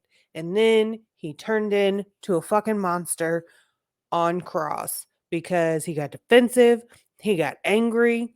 I'll tell you again one more time. If you go back and you watch it, and I said this, bitch, you lie. You lie. That's why nobody believes you. Stupid fucker. Nobody believes you. Anyway, okay. I will be right back. I'm going to press play on this one. How And then I'll close be right did you back. start to where Nicole's body was found? As I mentioned, entrance to the fields, to the feeder, to the trail, and that would be if you were walking on the road and use the entrance, not like cutting through the field or anything like that. Would it be fair? Of 2017. And what were the conditions like? It was a fairly nice day for January. It was 45 degrees. That's why I picked to do that day, because it was going to be warmer. But because of that, there was a lot of snow melting, so there was a lot of water, but then was also somewhat melted, so it was pretty icy. But other than that, it was a sunny, a little bit breezy day. Were you able to walk quickly or did you have to walk slower? Slower because of the icy conditions. And how long did it take you to walk from Hoffman Road to 2329 Berkeley Road? 58 minutes. In reviewing this case, the field where Nicole's body was found, the entrance, was there a field to that or a sign to that field? There was, yes. Which way was it facing? It was facing directly to the road. So we had an opportunity to go to the fields with one of the officers and kind of check it out. And so that was one thing I specifically looked at, is I wanted to see if the sign was at an angle for either direction. It appeared to me to pretty much be facing directly to the road. So essentially it was facing the opposite direction a street sign would be facing? Yes. What did that sign say? It said private property and then something about violators being fined, but there was also some board in the middle where there had been other writing, but it was covered up. Is there a street light above that entrance to the field? No. Where was the nearest street light? I would say probably the closest one would have been before that, going to the east, which is on the corner of Hoffman Road and Bellevue Road. So that area, the entrance to the field, it's fair to say it's pitch black at night. Yes. Is the entrance to No. Now, you've been present through all of the testimony in this case, correct? Correct. And you sat through Doug Dietrich's testimony, Lieutenant Kingston's, and Dallas Kennedy's testimony? Yes. Specifically, you heard about a conversation between Dallas and Doug where Dallas asked Doug what happened, and Doug said, Objection, Your Honor. We're asking this witness about testimony of another witness that's already hearsay evidence. Why are we reiterating that? Those witnesses' testimony stand for what they stand for. this is, Well, I don't know what the end of the question, I don't know what the question is. It may very well be going in that direction. Attorney Sugar, where are we going with this question? first of all, it's in court testimony, so it's not hearsay. Second of all, it's the fact that Investigator Ranieri was able to review video interviews to clarify some of that testimony. That's hearsay. You can't call witnesses to talk about what other people said on video interviews. It's about a lack of what was said, not what was said. Ladies and gentlemen, we had a sidebar, so we didn't have to send you out. It's how to go about the questioning without inadmissible testimony. So I think we've worked out where Thank you. the proper line of questioning now, so you can go ahead, Attorney Sugar. Thank you. Investigator Ranieri, did you review the video interview that had Lieutenant Kingston, Investigative Caters, and Douglas Dietrich? I did. In that video, did any law enforcement officer tell Mr. Dietrich that Nicole had been hit in the head? No. How long was that video? 3 hours and 8 minutes. Investigator Ranieri, you were also asked to review the phone extraction of Douglas Dietrich, correct? Correct. What were you asked to look for? A number of things, basically to just look through the phone and see what contents were on there. One of the things I looked through were images. Did you find any images that caught your eye? I did. If you look at Exhibit 185 and 186. Yes. What are those? Those are images that contain the field off of Hoffman where Nicole's body was found. They're aerial shots. They appear to be maybe like Google images. So they're satellite photos? Yes, No, they're not zoomed in on the field where a body was found, correct? correct. But they're further back? Yes. There's one that's closer and one that's further. And you found those photos on Doug Dietrich's phone? I did. Judge, I would ask to admit Exhibit 185 and 186. See those exhibits, please? And you've had a chance to view those, Attorney Lassie? I had a chance to view them, but I don't believe there's been a proper foundation laid as to the context in which she found them, as to the date of the images, anything of that nature, Your Honor.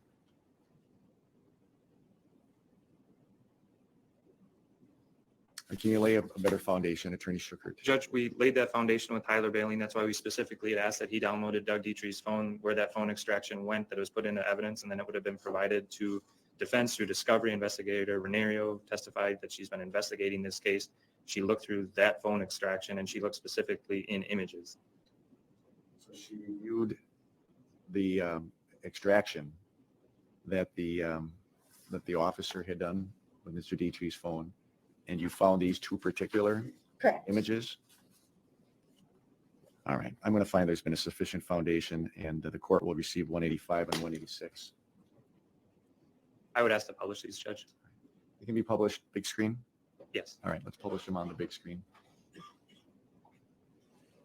So again, Investigator Renario, these photos are further back satellite photos of the general area of the field, correct? Correct. What exhibit is this? 185. And then where is the field where Nicole's body was found? I guess to explain, there are two bodies of water there. The one that's more odd-shaped to the left. If you were to go a little bit lower than that, you will see one field, then just a little bit of dirt, and then another field. We have a pointer. It's going to be a lot easier to follow. Judge, I was going to use the mouse. Oh, Oh, right. okay. Well, if you bring the mouse a little bit lower and then cross over that dirt area that you can see a little bit further, and then that is actually the house that's 1374 Hoffman, I believe. So it would have been a little bit lower. So you're in the general area just to the right. Yes, And this image was found on Doug Dietrich's phone? it was.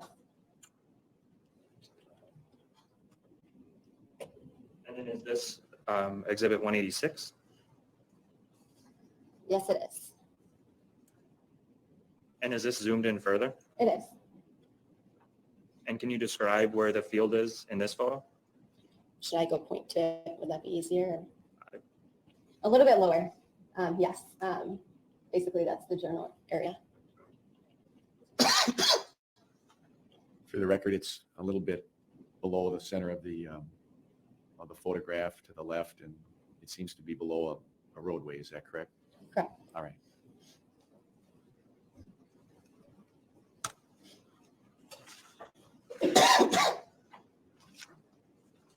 Investigator Renario, were you also asked to wear a Fitbit device in this case? I was. Tell us about your Fitbit. I wore a Fitbit Flex. Basically, I chose a pink one, and it comes with a silicone band, and then it has the little electronic tracker that kind of slides in and out of it. And then it has that clasp, and then it comes with two different wristbands, and you can pick whichever one would fit your wrist. There's a larger and a smaller. And did you read the instructions in the box before wearing it? I did. Are Fitbits waterproof? According to the box, it says they're water resistant. I did look also online, and it says that they're basically splash proof, but that they shouldn't be worn in the shower or for swimming. Did you wear your Fitbit for a certain length of time? I did. I guess the time frame that specifically I wanted to look at was the same amount of time that Douglas Dietrich had worn his until the warrant was put through by the State for Information from Fitbit. Were you wearing the same type of Fitbit that Doug Dietrich was? I was. And what kind was it again?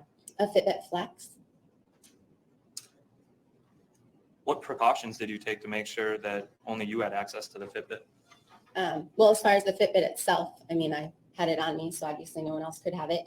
But it connected via Bluetooth to your cell phone. And so I had the application on my cell phone, and it basically always stayed up. If you have apps on your phone, maybe like Facebook, you know that it always stays logged in. So I wanted to be sure that it was very secure. So specifically during the month of October, I did not allow anyone else to use my work cell phone, which nobody generally does anyways. But then I made sure it was locked and password protected when I wasn't using it. So no one else could access that. Then also on my work computer, basically the same thing. Nobody else really uses it anyways, but I was very careful. And anytime I was away from it, I would make sure that I locked it. And that was also password protected, because the same thing, they could just go into the website and it keeps me logged in. And what were your results? I had accurate days and inaccurate days. Were some inaccurate days worse than others?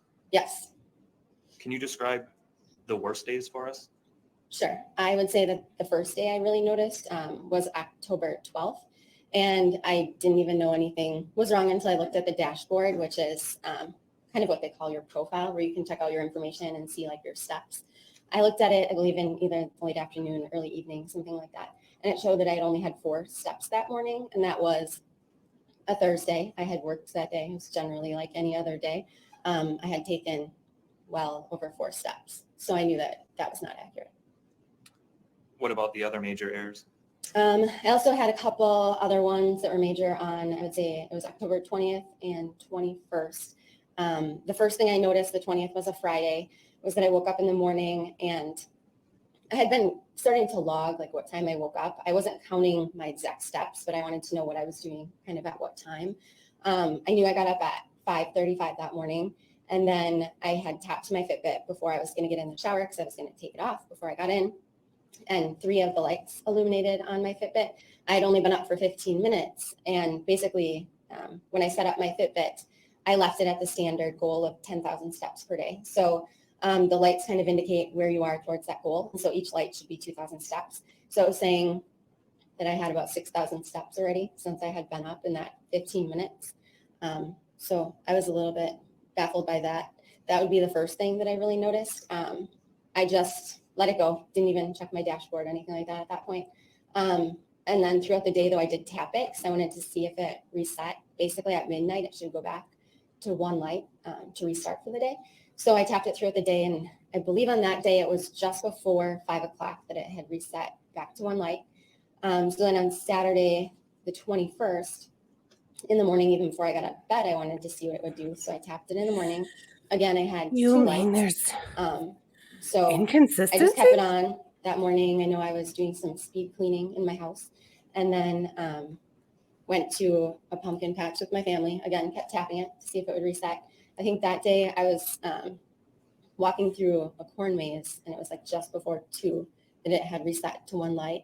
So then by that evening, I was very curious what my dashboard said. So I looked at it, and basically it had said on Friday that, which was when I had the 3 lights, that I had about 3,000 steps even before I was awake, which also didn't make sense because it should have been 6,000, somewhere around there per the lights. And then on the 21st, when I had the 2 lights, I would maybe have to refer to my report to remember exactly how many steps I had. But basically, it just showed that I had a significant amount of steps when I did not. And then it was showing pretty much the opposite then. When I wasn't taking steps, it was showing. So there were some days that your Fitbit device was just largely inaccurate. Correct. And those are the main days. Like I said, I didn't want to walk around counting my steps all day. So I pretty much just looked at things that really stood out to me. So there was other minor errors? Yeah. But there were also days where your Fitbit was accurate. Correct. Were there any days where at some point during the day your Fitbit was accurate, but then at different times in the day it was inaccurate? Yes.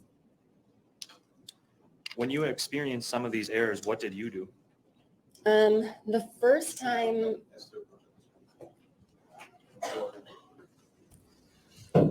Did they build the whole case around the fucking Fitbit? I feel like there's Sidebar was just, again, I make feel sure like we're there's in more an against your area that client would be admissible. than ruling Doug Dietrich out Go ahead. for his Sure. fucking Continue Fitbit. with your examination. Yes, thank you, Judge. So Investigator Ranieri, what would you do when there was these errors on your Fitbit device? One of the things I did is I would try to consult the Fitbit website.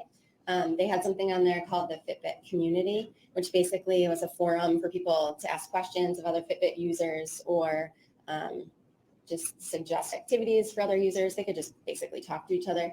So I looked for people with similar issues that had maybe asked questions and would go through the answers and just see what they did. Were there a lot of people on these error forums? There were quite a few, yes. Nothing further. Thank you. Thank you. Cross-examination. Ms. Minerio, earlier you indicated you are employed as a defense investigator, correct? Correct, In fact, you work for the office that employs Mr. Stebbins, Mr. Sugar, and Mr. Cano, correct? correct, And you specifically are assigned to work with them to investigate this case. Is that correct? yes. And you obviously are there to assist them in their role as advocates for George Burch in this case, correct? I guess, yes, I think somewhat. In fact, you sat through this entire trial sitting next to them, helping them throughout the case, correct? Correct. With respect specifically to the Fitbit, where did you purchase that Fitbit? I actually got it with my cell phone when I signed up for it through Verizon. And do you know where it came from? You know who provided it? I would assume that they had a deal with Fitbit. When did you get it? I would say that probably would have been about 2015, maybe, So but I it's- hadn't used it. okay, so it sat in the package unused for 2 years. I did. The first day you wore this device ever was September 26th of 2017, Correct. and the last day you ever wore it was October 22nd of 2017. No, it wasn't. When was the last day that you wore it? It would have been sometime in January. So while you provided in your report a snapshot of some issues that you were having with the Fitbit between September 26th and October 22nd of 2017, you did not provide a report regarding your wearing the device between October 22nd and January of 2018. I did not. I was specifically looking at the same time frame that Doug Dietrich had his on. He had installed the application April 25th, and the search warrant was from May 20 through the 22nd. So I was looking at the same time frame. So I installed mine September 26th, and then I was looking at about the third week of October. And did you provide the same level of monitoring and record keeping with respect to the subsequent months that you wore it? I would say somewhat, yes. So were you looking for the worst period of time that you could find with respect to how well the device functioned? No, not necessarily. I was looking at the same period of time that he had his on. And did you look at that 3 different times then? That's that 26-day period on not only September through October, but also through November, through December and January? I continued to look at it. But you weren't looking for the worst 26-day period. I mean, that was the worst time that I had it on altogether. So between September 26th of 2017 and January of 2018, the issues that you were pointing out that occurred in October of 2017, that was the worst that the Fitbit functioned. Correct. In addition to the Fitbit that you talked about in this case and in your report, So did you I have would worn say any other Fitbit devices? Update. I have not. You didn't wear Doug Dietrich's Update actual on Fitbit Doug. device, correct? Correct. So then they had to fix it. Did you take a video recording of your activities to compare to the dashboard data? I did not. There's an app that's installed on your smartphone that goes with the Fitbit device, correct? Correct. Did you conduct a forensic download of your cell phone and provide that data to the state to clarify the information that was on your phone? I did not. Did you request or subpoena records from Fitbit to compare to the report that you provided here today? Not for myself. I had tried for Doug Dietrich and they wouldn't provide it without a search warrant, and I can only do a subpoena. And you did not attempt to do that for your own device? I did not. I had already failed the one time. With respect to those photographs that you're being shown earlier, is it 185, 186? Yes. Can I take a look at those? Sure. You know where you locate these on Doug Dietrich's phone? In the images section of the extraction, Are you an expert in cell phone forensic downloads? I'm not. In fact, have you done any forensic downloads of cell phone yourself? I have not. How many times in your career have you reviewed forensic downloads? Quite a few. I would say maybe 20. Do you know in what specific section of images you located those images? It was just in the images section. How many other mapped cache images did you see at Doug Dietrich's cell phone? There were quite a few. There were about 1,800, weren't there? Not maps, no. There were about 1,800 images total. Of maps, there may have been less than 100. There were over 17,000 images. Oh, I'm sorry, I Cell phone, missed. correct? Yes, there were. There were 1,800 cached images from Google Maps on Doug Dietrich's cell phone, correct? I guess I'm not aware of that. I do not know. There were a lot of cached images from Google Maps on Doug Dietrich's cell phone. There were quite a few. Some were images, some were actual like maps. Do you know how the Google Maps application works? Not necessarily. Do you know if the Google Maps application caches every image of every search that you do when you have the app running? It might. I don't know. And you picked out the 2 images that you thought suited the needs of Mr. Burch in this case, did you not? Those were just 2 that I saw that did connect to this case, yes. And you have no date stamps for when those images were taken? No, I did attempt to find some, but I was unable to. Because in fact, they were just filled in with cached images Why'd they put from this the poor Google girl Maps up here? application among well over 1,000 similar images. That could be. And you're aware that Doug Dietrich and his family are developers of real estate in this area, correct? Yes, You were asked to walk the East River Trail in this case, correct? I was. You were asked whether or not you had reviewed the information in this case. You looked at cell phones. You've been part of this investigation from very early on in the case, correct? Yes, since after the preliminary hearing, but yes, You're not aware of any single witness statement that places Doug Dietrich on the East River Trail, correct? correct. Nobody saw him there. No surveillance camera observed him on the East River Trail, correct? Not that I know of. There's no physical evidence, DNA, blood of any type that ties Doug Dietrich to the East River Trail. No, we were just looking at different routes. So this is something that's invented by the defense. Objection, argument. Sustained. No further questions. Any redirect? Thank you, Judge. So you've heard all the testimony here in this case, and you yourself have now provided more testimony about what a Fitbit is than any state witness, correct? Objection, that's argumentative. Sustained. Next question. When you were looking at Doug Dietrich's phone extraction, what was the tab? What was the file called when you looked at that section where you found those photos? Images. It was just under images.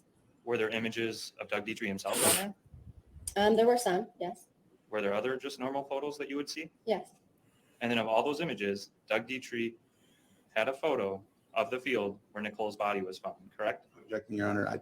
She's not in a position to classify that it is a photo of that field. She doesn't have the technical background to testify how that image got on that phone. There's over 17,000 images. She doesn't know how applications save and create images. She doesn't have the background to do that. Judge, she testified that, and this came from the state, it's under images, it's right under there, that's what she's testifying to, that it is under that framing of images on Doug Dietrich's phone. But she doesn't know how it got Doesn't have the there. expertise, and neither does the court. It's an image of the field. Image, picture, I don't see the distinction. I'll overrule the objection. You found those photos, correct? correct. And then again, there's no surveillance even available on the East River Trail that could have caught Doug Dietrich, correct? Not that I saw. Nothing further. Redirect the Attorney State. No, Your Honor. Thank you. May step down. Oh, poor girl. Next witness, counsel. She was sweet.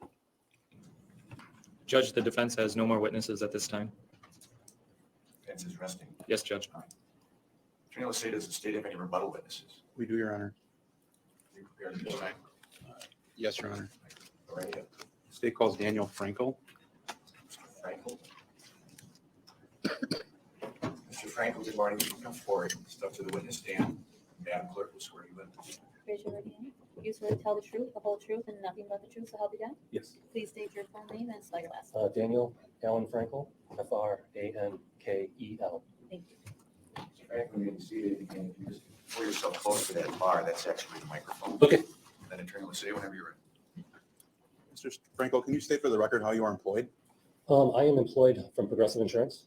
And what is your role with Progressive Insurance? I am an No. application programmer lead for Progressive Insurance. Can you describe what an application 30th of 2016, is that correct? Correct. And you're aware that We monitor the data collection device. May of 2016, it was subsequently entered in evidence by Lieutenant Valley. I know there's and based on that training experience, the Okay. staining on the pants appear to be consistent. Well, that is all, folks.